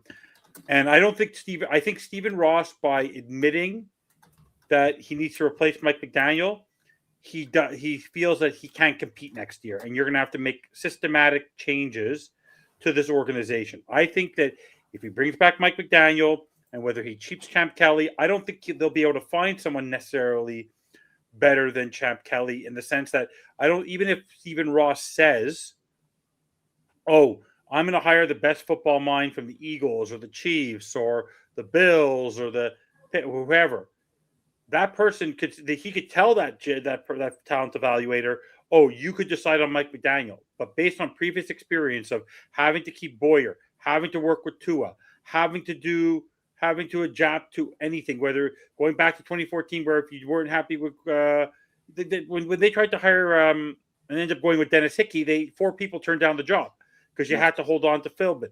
So like all these different situations are all happen. So for me, Mike McDaniel, the way he talked today in his press conference, in the way he's talking about his team, he doesn't, and I believe the team is still playing for themselves. The way they were in the locker room yesterday, that his job is still his, unless they get completely embarrassed and a really big popular coach. Like, for example, let's say the Ravens crap the bed on Sunday against the Steelers. And the Ravens say, we can't work with Lamar. We're going to choose Lamar over Harbaugh. And then John Harbaugh gets fired. Just because you can't get Jim, go get John, right? If a big name person comes up and you're willing to give them the full reins, then I'm fine with that. I don't care if it's the head coach you give the full reins to and let him pick his general manager, like you're an Andy Reid or you're like a Sean Payton, like you're Mike Vrabel. Like, think about it. All the teams that have been successful this year, a lot of them, the head coach has a lot more say than the general manager. The general manager does a lot of is essentially reporting to the head coach almost. But for me overall, I think Mike McDaniel is back only because Stephen Ross is loyal to Mike McDaniel, and I'm saying that in the grand. But I actually believe that if Mike McDaniel's back, they're going to go find a quarterback somewhere else on another team, whether it be a Malik Willis, whether it be an Anthony Richardson, whether it be anyone like that, still a young quarterback who's still raw, who still showed signs that they have talent, and let him go develop him and let them both compete against Quinn Ewers to win. Because I don't think Stephen Ross, they're not going to tank. Like, that's also my big problem, George, Jason, and Lo-Fi. If you're keeping Mike McDaniel, why would you keep him if you're going on a downturn next year and you're then going to have to go and draft someone again in 2027? You keep someone who's in his 4th year because you still are trying to win football games. If you fire him, you're looking to start anew and get a little swift kick. I don't think if Mike McDaniel's still there, Stephen Ross in his own mind thinks they're not that far off. And even if they cut Tua, they can go draft, they can go trade, they can find ways to still compete with the New Englands and the Buffaloes. I actually think he truly believes that if he's bringing back Mike McDaniel. So if Mike McDaniel is back, he's still trying to win. If he fires Mike McDaniel, he's looking to start over. So I'm going to go to Lo-Fi here, but I want to just kind of piggyback off what you're saying. So I'm all or nothing, right? If this offseason, to me, I don't want half measured. I don't want to keep Mike bringing a GM because honestly, it's going to be Dennis Hickey 2.0. The same scenario is going to happen. I talk to Jason about this all the time. If Mike's still in the building and you're interviewing GM candidates and telling them that you're inheriting this head coach, the top ones are not taking. A guy who's just happy to have this job that's like the assistant director of college scouting in Omaha for this team and would never thought he'd get a shot at the GM job is going to get the job, right? You're going to play that whole scenario again. So throw that out the window. The scenario you're saying that's going to happen if you keep Mike, honestly, Champ Kelly's probably the best case GM candidate. He's okay. He's not a top tier candidate. He's not, you could do worse, right? So if they bring them both back, but what doesn't make sense is, how does this look? And I asked that question a few weeks ago. You're going to be in a worse cap situation. You're going to have to get younger. You're going to have to get veteran players. What are you going to go get, a bridge quarterback? I like Malik Willis, but what does it look like? Now, maybe they're just going to be there as placeholders for the tank without tanking. You know what I mean? Tanking without tanking. Realizing, okay, we're picking number 3 overall now. We went 4-12 or 4-13. Whatever the new how many games there are. I'm still back in the whole 16-game system. We're gonna be now. We're gonna look presentable to a candidate. Hey, we fired the GM, we fired the coach. We have a top 3 pick in a strong quarterback class. Because what attracts these candidates? Quarterbacks you either have or draft picks high enough to get one of these top quarterbacks in the draft class. So that's the only reason I see they keeping them is because they know they're not going to be good. But what's going to happen? The worst case scenario again. They're going to somehow win 9 games, and we're going to do it again. And we're going to have Chris Greer 2.0 here in Champ Kelly. It's the worst case scenario. It's a slap in the face. It's unacceptable to me. The logic doesn't make logical sense. I understand where you're coming from, and it's not what you want. I completely understand. But it's unacceptable to me as a fan base. Somebody who covers the team like we do, Jason, you guys will do, and Lo-Fi is now part of this channel. It's unacceptable, that rational thinking. But I understand where you're coming from. But he looks comfortable. Champ Kelly looks comfortable. And if they're going to bring him back, the only positive to me is if they're going to do this and they end up winning 4 or 5 games, you might actually have a better shot. You might set up better for a candidate. I'll let you, if you want to add anything, and then the only thing I was going to add is that if they start off next year, before Lo-Fi goes, if they start off next year like they did this year, and they're like 0-3, 1-4, McDaniel will get fired. Like I believe that. Yes, the leash will then I believe he will be. He'll be a Joe Philbin, which is a waste of a year. That's why I'm concerned. But I actually think that Ross actually thinks he's not ready to go back to 2019 or to do a little bit of a reset. He's not there yet. I don't think he's 80. How old is he? I mean, he knows. I mean, he's got to know. No, I think he thinks that he can go. Well, I know that. Evan, when I had Ben Albright on, who called because Ben is, I'm telling you, Ben's one of the best in the business. He told me in that building, this was in the offseason this year, and we all predicted what, Jason, 8 games, 9 games. Some people predicted 7. We all didn't have them even in the playoffs. They believe they can compete with Buffalo and those teams. They believe that in the building. I had them and I have an opportunity. Yeah, to say sorry if I missed. No, we're gonna bring this back. I had them at 8 to 9 wins, which is still alive. But another podcaster who I won't name had them at 5 wins. Well, I had them at 5 or 6. I had them at 7 or 8. I had them at. So you better not say 6, 7. No, not 6, 7. I had 8, but plus minus 7 to 9. With the 5 wins with no hope. With no hope. So let's go on a magic carpet ride with bold predictions. Everybody likes bold predictions, right? Yeah. So you guys that know me, 2023 bold prediction from Lo-Fi. December football is going to show up and Tua is going to disappear. Did you notice the offensive line? 2023 bold prediction was December is going to show up, Tua is going to disappear, and the Dolphins fall apart. Then we have a changing of rules. Bold prediction from Lo-Fi. If you had seen any things I do, bold prediction is Tua is going to suck at 2024. The rules have changed. We don't get a wide receivers running. Get a running start anymore. Tua is going to fall off a cliff. 2024 happened. Bold prediction I did on your show, George. I think it's after the Washington game. Will Waddle make 1,000 yards this year? What did your chat say? You are crazy. He only has 280 yards to go, and we got 90 still to go. Bold prediction. Waddle may not make 1,000 yards. This be 2 years in a row we haven't produced a 1K wide receiver. It's still on the table. So bold prediction for offseason. I would assume at this point in the game, we would have already cleaned house if the back channels had some positive things happening. We wouldn't have McDaniels right now. We wouldn't have we got rid of, he basically gave us a sacrificial lamb this year. We had to get rid of somebody. GM is out. We still got McDaniels. I think the sacrificial lamb, if things don't go well next year with McDaniels and Champ Kelly, we're going to see Ross step down. He's going to fall on the sword for next year. So next year's bold prediction, a bad year, means Ross is finally going to retire at 86 years old running the Dolphins. Will he sell it? Probably not, but he probably will step down and give it to his kids to set up a story tell for his kids.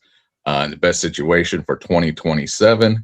And there's your fall guy for 2026. I'm going to say it's going to be Ross.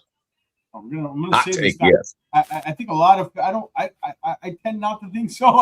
I tend to disagree. I love you, Lo-Fi, but I think a lot of fans wouldn't be too disappointed with that news.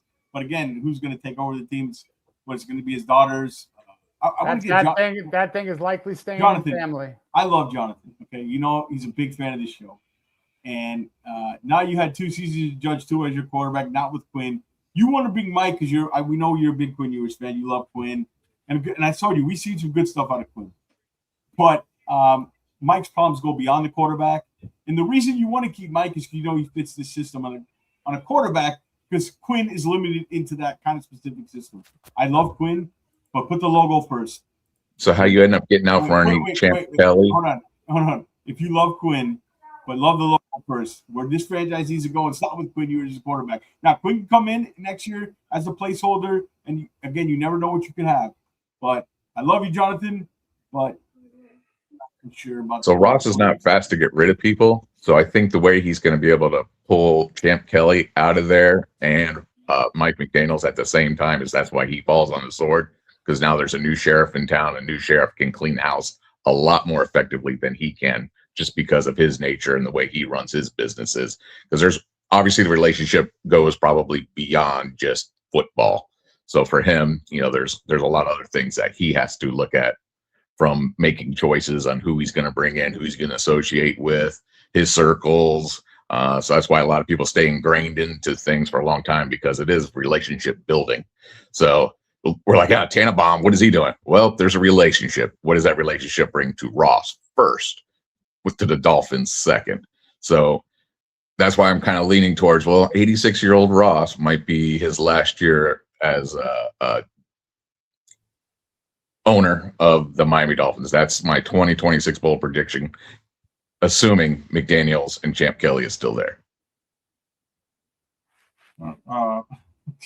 Guys, is 9 to 10 wins what we're striving for? That's a fringe playoff team. We've been there. That's all we've been. Again, that's all what I've been trying to tell Jonathan. Logo first, Jonathan. Be objective. I know you love Quinn, and Quinn's a heck of a 7th round. Guys, I just want to make this point. If you got a backup quarterback, Evan, Jason, Lo-Fi, if you got a backup quarterback in the 7th round, home run. Like that's 1,000%. Yeah, right. 100%. Let's just use that as just an overall assessment of the draft. This was not a bad draft. You had every single pick contribute. And look, when you're saying that a 7th round quarterback, Biggers is great. I was going to say when you have a 7th round that consists of a quarterback who could be your future, but is at least a backup quarterback, that's a win of a pick. When you have a defensive lineman, which is a throwaway pick in the 7th round, nose tackle, playing the way he's been playing the last 5-6 weeks of the season, blocking a field goal, 2-phase kind of player. That's phenomenal. He shrunk. Have you noticed how much weight the guy lost? Starting nose tackle, a starting zero tech nose tackle, a basketball player. I mean, I know football players all probably play a lot of different sports throughout their livelihood, but when you're a really, really good multi-sport athlete and you could use those, my man's Mutomboing out there. That was cool. And look, you have a starting potential zero tech nose tackle. You rebuilt your defensive young tackle position in one draft. Jordan Phillips has been good too. Jordan Phillips is pound for pound, he's probably the best draft pick this year. Kenneth Grant has been, of all the draft picks, because of where he was drafted. He's flashing, though. He's flashing his last few games. Yes, but I'm saying that Jordan Phillips and Zeke Biggers have been more standout than he has. Correct. Jason Marshall showed up. Dante Trader is still developing. Per draft position. But also, you want to know what? Once they start putting the right people in the right positions to succeed, you can't put a square peg in a round hole. And that's what they were doing most of the season with all these young guys because they were forced to. But when you now get the ability to see what they can do at the positions where you tried to draft them to begin with, they're shining. Yeah. No. Again, I said this before, right after the draft. I said this draft, it's not a blue chip prospect draft. There's no stars in this draft, I don't think.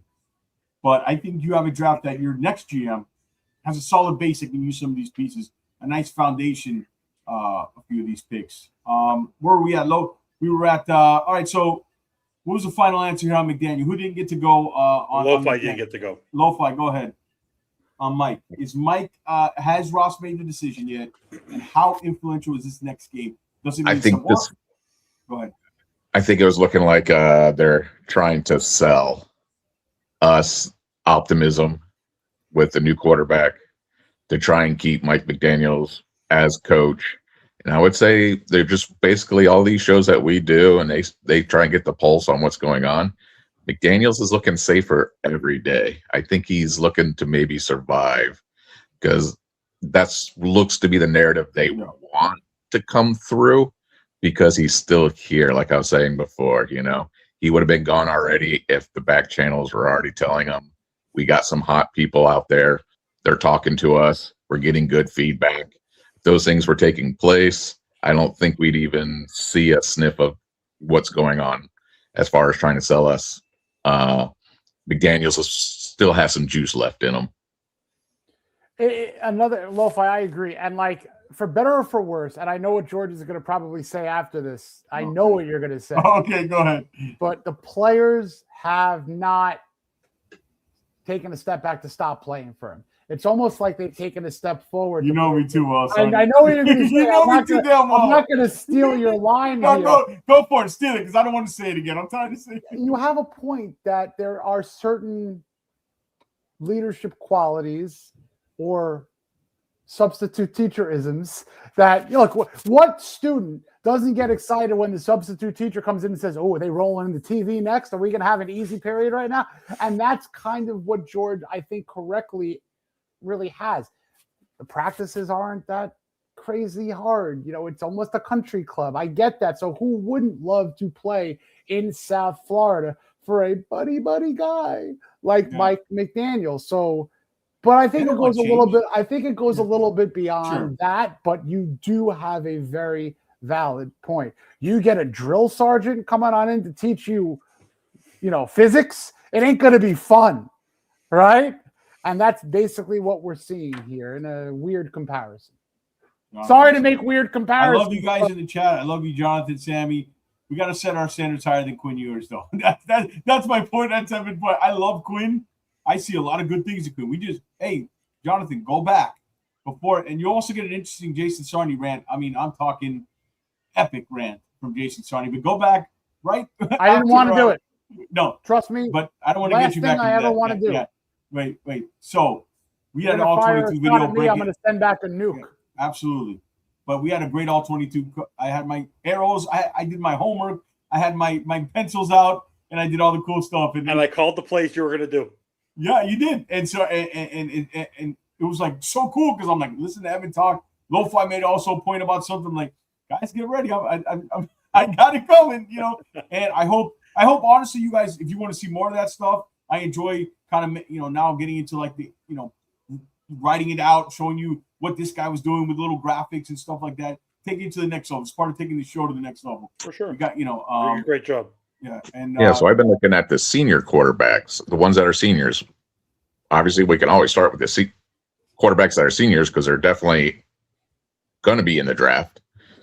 So I think it's when I started evaluating those guys, I kept on coming up with, wow, that kind of looks like Quinn Ewers. I mean, it's almost like we're drafting the same guy over again. As far as you're looking at possible ceilings, skill sets, and whatnot, leadership's abilities. You got some things that are a little bit different, like a Garrett Nussmeier might bring something a little different.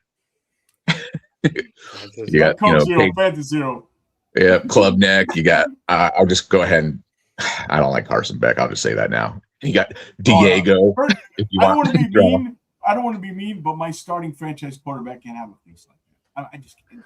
I don't want to be mean. I'm sorry. You can't have what? Looking guy. You can't have what? Now we're getting into the. Now I'm not the best looking guy in the world, but I'm also. What are we getting into? Moneyball. He's got a good chin. Oh, no, Jason, I believe in jawline. I look at that when I evaluate players. I do. I look at jawline, Sonny. I'm serious. So I want you guys to dig your teeth into one quarterback. I'm going to reveal the quarterback that's kind of got me in the senior class that's got my juices flowing a little bit. Is this the one you wouldn't tell me, Lo-Fi, privately? No, I said I got to share. I only do kind of like one show a week usually for you, so I got to dig some stuff in there while I got the chance. Drew Alar is the guy. Oh, no. Okay, so wait, stop. Wait, stop. I got to go first on Alar. Drew Alar. Physically gifted. It's funny you mentioned him because I was about to tell Jason about him. He might go first round. Senior Bowl tell us everything. If he has a big Senior Bowl, and what is Jason? The one thing I've been asking for is traits at that position. He's got it. He has. I mean, he comes off the bus. You like Herbert? You're gonna like Allard if you like Herbert, right? So here's my you problem. guys like I got one name, and I'll see if you guys remember Christian Hackenberg. You guys remember him? Oh no! I can't unsee it, Sardi. No. I can't Oh, unsee it. I no. can't unsee it, Sardi. Oh no! You ain't lying with that Nittany lion. You ain't lying with that Nittany line. I don't like it. Wait, I shout don't like it. out to the dive bar. I see Spicy Sardi is on the timeline. Little pepper. Rewind. Everybody better catch the replay. And again, look, I don't want to do this stuff. I don't. But if you're gonna, I got ears, people. There are people who let me know stuff. Yeah, I know. And if you're gonna shoot me like that, so I'm not sitting silent. To Jason, I promise you this: you have a much bigger family right now than he'll ever have. Just know that. so in the spirit of You Jason, have Drew more friends than Allard he is, does. So don't is your let him- next Josh Allen. There Oh you my go. God. You want to go Drew, crazy? That's bold. That's If Drew bold. goes, if he's Hey, I got to do it in your spirit, Jason. I like it. I will Drew's a say sleeper pick. If Drew's a guy I like, I'm glad you brought that name up. If he's there, let's say he's a guy that doesn't have a great pre-draft process and he's there in the third round. One of our third rounders, you Yeah. take him. Traits. Who's the other guy I like? Taylor Green. Falls in that Oh, you same. love I'm Taylor not Green. here. I'm not here for the anticipation. 6'2", 200-pound quarterback that can't play in cold weather. I want a weatherproof quarterback. If we're not taking one of the top 5, I want to take a shot. A shot. I said it last year about Jalen Monroe in Seattle. I don't care if the percentage is low, but what's the winning ticket look like if I hit it? Backup quarterback, you win. You're winning with the scratch out with Quinn Ewers. You win $100. You hit on somebody in the second, third round with that kind of physical tools. The winning is $100,000. So it's the ceiling. I'm looking for the ceiling. Well, the Lions, I remember doing it 2 years ago in the draft. The Lions had Jared Goff, and they were drafting, and they had their backup quarterback. What they do? They saw an opening in the mid round, and they took Hayden Hooker. And Hayden Hooker, talk about an arm. Hayden Hooker could stand on the goal line of one side and throw it 100 yards. Like they took a guy who had talent at Tennessee, and they took a chance on him. Who knows when he'll get an opportunity? You have nothing wrong with drafting a talented quarterback, bringing him into minicamp, bringing him into OTAs, bringing him to training camp, and see what he has. Stop. Like if someone's been successful, try him out. You have nothing to lose. And you know what would make Quinn Ewers that much better? If he beats out a free agent veteran and a mid-round drafted quarterback, like beats him. Yes, Beats him for the Jonathan. job. I will bring you on the show, and you can curse at me, do whatever you want. George, stop discussing quarterbacks. Start discussing. Oh, we know the right side is a big problem. Yeah. So you guys think I'll give you a right guard. The You can University of solve. Miami kid. You want Moraga? You can get him. You could Easy. solve that in the top. They have 6 picks in the top 111. There's a difference 112. of finding a You could quarterback solve that. and a right guard. 60. You know what gets Mike McDaniel fired mid off season when we hear that he re-signed Liam Eichenberg again. No, that's Listen. more on whoever the GM is. Jonathan, I know. gotta Imagine be that updated. though. Wait, Oh, we're Jonathan, bringing I back love for you, one brother. more go. Jonathan's been a diehard for the show, and I love him. Yeah. Right guard and quarterback. Finding the right quarterback is 80% of this whole damn thing. All right. Finding a right guard. If you have a good GM, you should better be able to do that, and not in the first round. So I agree. It's about really finding. No. Oh, by the way, I don't want to see any trade ups again this year. Just stick with your picks. Not You know this what- draft. you know Not what this one draft. thing would be this decent. draft. You know what? If you're not in the quarterback market, and let's say you're picking 12 or 13, and you have your top 5 can't miss prospects are all drafted in the top 10. I wouldn't mind moving back. You get a couple of extra picks. Don't You move up. stock up and add that chest of 2027 picks. So, there's a lot of opportunity. And I've always wanted that 2020 draft. I went into that draft praying that Greer would be the bully and move up and down the board with those picks, especially the first round. You want to move up with those back end 2s. You want to move back with those seconds, whatever. He didn't do that. He made one trade. It was a Noah Igbenogany trade, whatever. But the He fact traded is, down, right? Didn't he trade he down? traded back to Green Bay. Yeah, And Green Bay selected Jordan Love, and then with 2, 3 Brian picks Flores' after guy, that- Jordan Love. Correct. Could draft Justin Jefferson and Jonathan Taylor with that pick, but that's neither here nor there. But yes, this is a very good draft for a GM to be like, you know what? I'm going to be a bully. I'm going to call up. I'm going to take calls, and I'm going to move up and down this board the way I see fit. That would be great. So I would like to see See, I think Drew Allard might actually rocket up into the first round. I think because he's a potential first round draft I mean, pick. he's Like one of Dart, those. like If Yeah. he Dart comes back guys? healthy and he throws well in his Senior Bowl and he does all that stuff, I'm actually we might even go as far as I would be willing if the Jets and some of these quarterback needy teams take a quarterback early. I might be willing to trade back once or twice and grab Drew Allard at the end of the first. If you have Why? conviction on him, if you have conviction That's on Because him, guess what? word. Guess Conviction. what? Don't say the word conviction in front of McDaniel. Let's start with the tush push. Like you could tush push that guy. We got our 3rd and 1 figured out. Done. I know. We got He's that one of figured the- out. Lo-Fi, he's Cannon. one of How do you beat a zone? Big arms. 70% of all defensive snaps are usually zone. How do you destroy a zone? Justin Herbert arms, Josh Allen arms, Patrick Mahomes arms, old young Brett Favre arms. Guess who's the only person in this draft that has that arm? Drew Allard. He has an arm he's that certainly can up there, throw yeah. all levels. Let's be And fair, you get though. that young guy. Oh, Let's be wait, fair. I'm going to give a Justin Herbert shout for him. What did Justin Herbert do for the Chargers? Got you Harbaugh and a GM. So you just might as well swing for the fences and just get that big guy, I'm all about 6'5", prototypical, and just hope you can develop that guy because he shows some. He runs kind of weird, but boy, he looks like he can run for first downs. I'm in total agreement with you. In that position, I want to take a shot. I want high ceiling. I don't want these floor quarterbacks that, you already know what the level is.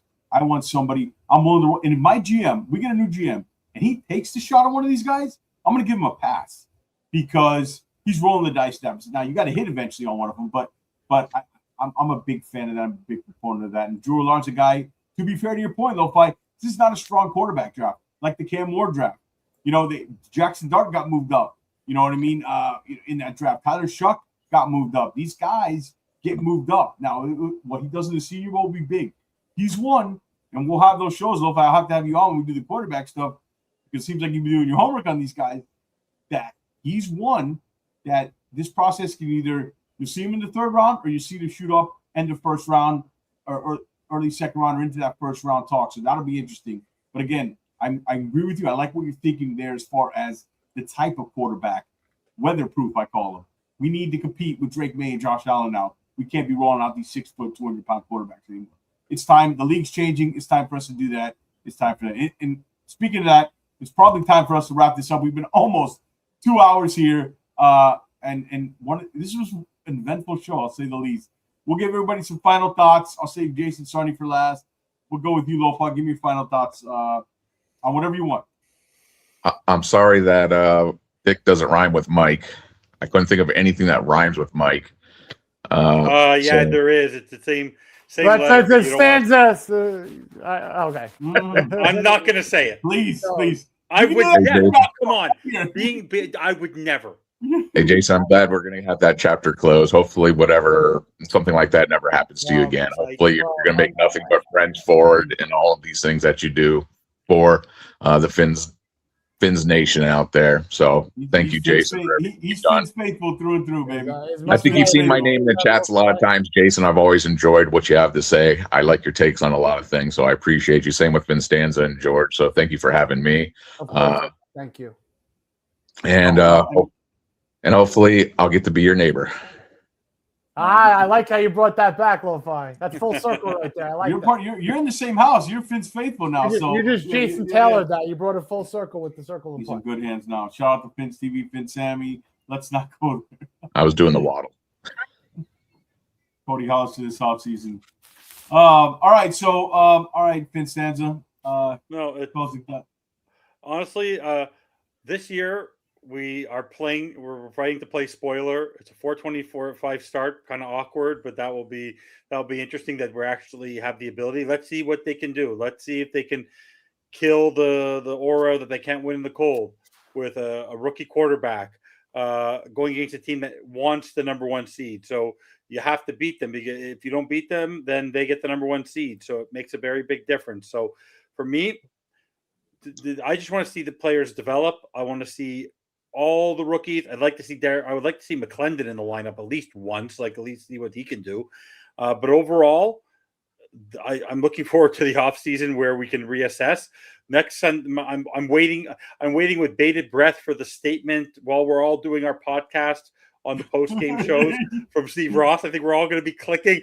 Me and Rarney on our network's going to be clicking refresh. Like, when's that statement going to come out? Yeah. But no, honestly, if it's moments like this where this is the type of season where you're so thankful for these types of networks that we have, the community we have built, that we have each other, that we're supporting each other, that we can laugh, that we can joke around, we can get pissed, we can scream, we can disagree.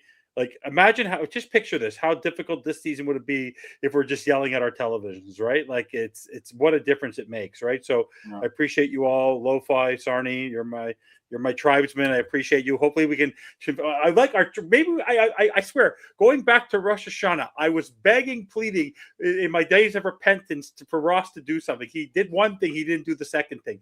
But hopefully the trifecta will happen. If it doesn't happen, hopefully Tua's gone. At least two of the three. It's a passing grade, Steve Ross. At least you got two of the three problems out of the way. So, but I appreciate you all. I'll do a change. I'm leaving Jason for last. I'll go before. Usually I close the show, but rightfully so tonight. I think Jason gets the last word. I want to say just all the people I met yesterday at the game, and it makes, I had dinner with Sammy. I met Jason for the first time, and you run into a lot of people, and it gives you a door to be in this community, not just doing a podcast. It takes a lot of work. You guys know to do these shows, right? It takes bravery. It takes you going on, exposing yourself, putting yourself out there, creating things and being vulnerable. But besides that, it comes with a great gift, and that's the friendships I make. And yeah, Sammy, Happy New Year to everybody. I want to wish that, because I think we're not going to be on until next Saturday. It's New Year's Eve on Wednesday. Nobody's going to want to watch the show. New Year's Day, I think the Canes are playing. Let's how did business dinner last night? Oh, I know what he's talking about there.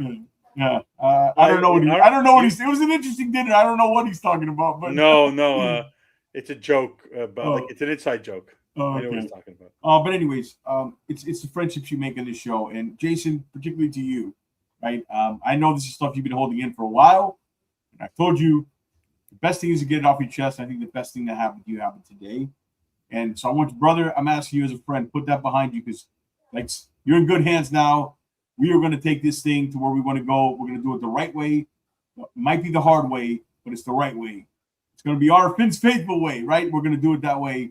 And I hope the people, and I think that's why any success we have, the people could feel it through when we speak on the mic, where we come from, the passion and what we do. And that's, for me, nothing makes me happier than me doing it with you. So put that behind you. You have a new chapter. You are validated. You know your stuff. You had a lot of sources back in your day and now, and you don't sit here. And by the way, interesting point. I'm going to tell you how humble Jason Sarni is. Why don't you ask him how he got those tickets to the game? I'll leave that there. You might not want to say anything, but if you do, you can. But and you haven't heard one peep about it. So I'll leave that. Mr. Jason Sarni, you have the final word. All right. I know I had my soapbox earlier on, but now that George is really giving me the proper platform, I want to thank a lot of people. And I'm not going to do it by name, and that's not out of hiding their name, because I don't want to forget anyone. But those people know who they are. And since 2019, I've been living a dream since I was a young kid. I always wanted to be a part of this community. I've had the opportunity, thanks to a lot of good people who have gotten me in the door. I've stepped foot in that Miami Dolphins press box 6 times. I've asked direct questions to to a media post-game conference room. I've asked 2 head coaches, a quarterback, a defensive lineman, a linebacker, a cornerback, a wide receiver, and a safety, direct questions. That's my dream. It was checked off. And in terms of this community, I came into this community thinking that it would be all sunshine and rainbows, friends, collaborations. And for the most part, that's what it is. I see people on different shows and platforms. Finn Stanza. I see Bobby Finstock. I see Bobby Schaus from the Dive Bar. Sammy from Finn's TV. We are all friendly. We're not competitors. We're collaborators. Okay? We are not trying to beat each other. We're trying to bring each other up. That's why we all go on each other's shows. But that's not everyone in this community. And if you want to do it the opposite way and ostracize, that's on you. That's fine. But treat people how you want to be treated. I could say that I've made mistakes in this community, but it's been from my reactions, not necessarily my initial actions. I want camaraderie. I want collaboration, because one day there is going to be a time where we all are at a parade, whether it's on a street, on an ocean. We are going to celebrate a championship one day. And for what I would love is for everybody in this community to be happy for each other and not have to argue about how we won the game, not have to argue of who the person was at quarterback who won us the game or what decision was made or not. All right. And to answer George's question, yeah, thank you very much, Cheetah, Tyreek Hill. You gave my youngest son and my nephew some of the greatest memories that I could have with them. So to number 10, Tyreek Hill, thank you, my brother. I love you. I don't know what's going to happen with the rest of your Dolphins career, but you are up here in my book. Thank you. Tyreek Hill, I love you too, brother. Don't be afraid to come on the show with me and Jason and talk about it when it's all said and done. But I wanted to give you that mic drop moment, Mr. Jason Sarney. Well said. Thank everybody in this chat. All you guys on the show tonight were friends of mine. Friends are friends of mine. People in this chat are friends of mine. And again, Jason, the best thing I can tell you is when I get a tweet from Beach Wave or Jordan, hey, I'm looking forward to your recap tomorrow. I never thought anybody was going to tell me that. I'm just some guy in Miami who started watching the Dolphins in the NFL draft since I was 9. I'm doing this. Like, dude, I'm having a blast. Like, you know what I mean? Like, this is fun. And sometimes I know what I'm talking about. And I always say, like, I'm going to die trying. Nobody's going to outwork me. That's no disrespect to anybody else. I just won't let that happen, right? You got everybody else does great jobs with this, and they have the same mindset. And that's how I go about it. And that's how I tell you about it, Jason. And I want to thank, Lo-Fi for being on, Finn Stanza and all he does over there with Bobby Finstar. And, Samuel's in the chat and Finn's TV. Jason Sarney, you're not a co-host. You're my brother, man. And George, one more second. Thank you, George. I love you, man. Like, you are one of my favorite people on the planet. You picked me up from a bad spot, and I ain't leaving you, brother. I'm always here for you. We're in it. We're in this thing, man. I say we're in it together. We're gonna ride this thing. We're gonna die trying, Mr. Jason Sarney. Well, don't say that. No. I don't like hearing that. No, we don't want to hear that. Don't get me started on Jason. But we're gonna cross the goal line. By the way, can I just give a note?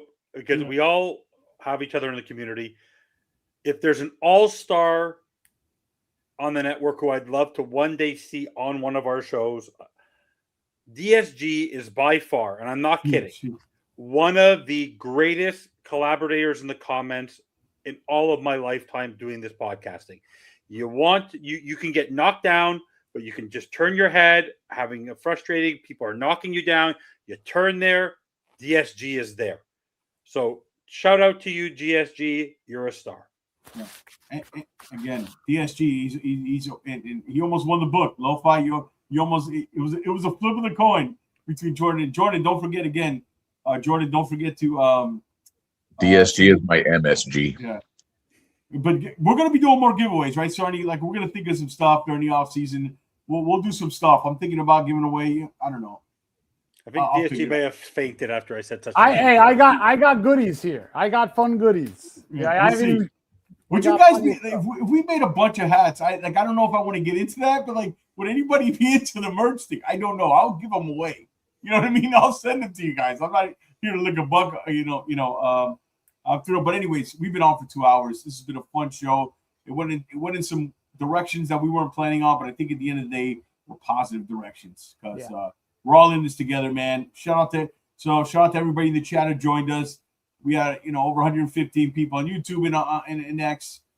Make sure you guys watch the replay. I'm telling you, not just for the Quinn Ewers all 22, but things that happened right before and after. So I want to thank Lo-Fi, Finn Stanza, Jason, everybody in the chat. Hold on here. That's not how we're ending this. It's after 3. It's won't you be our neighbor? Did you like promote me to like the? Yeah, wait. We'll let So you do it. We'll let you with do that it. voice, you got to. Oh, it's all together or none. Right, so I just want to say this. Everybody, happy, healthy, safe New Year's Eve, New Year's Day. Enjoy your New Year. Hopefully you guys prosperous and blessed 2026. I believe we'll be back on Saturday. Me and Curtis will count down to game day. I don't think we're going to do a show on Wednesday on New Year's Eve, but you never know. But most likely we'll be back on Saturday side. So not only subscribe, put on your notifications to get notified when we go live. We appreciate it, guys. Make sure you give us a thumbs up. Lo-Fi, take us home. All together. 1, 2, 3. Won't you be our neighbor? Be my neighbor. We're gonna have to come up with something better, by the way. It's a placeholder. It's a placeholder. Oh. All right, guys. Have a good night, everybody. Thank you for tuning in. Good night. As always, stay faithful, fins up. Be Thank safe. We're out.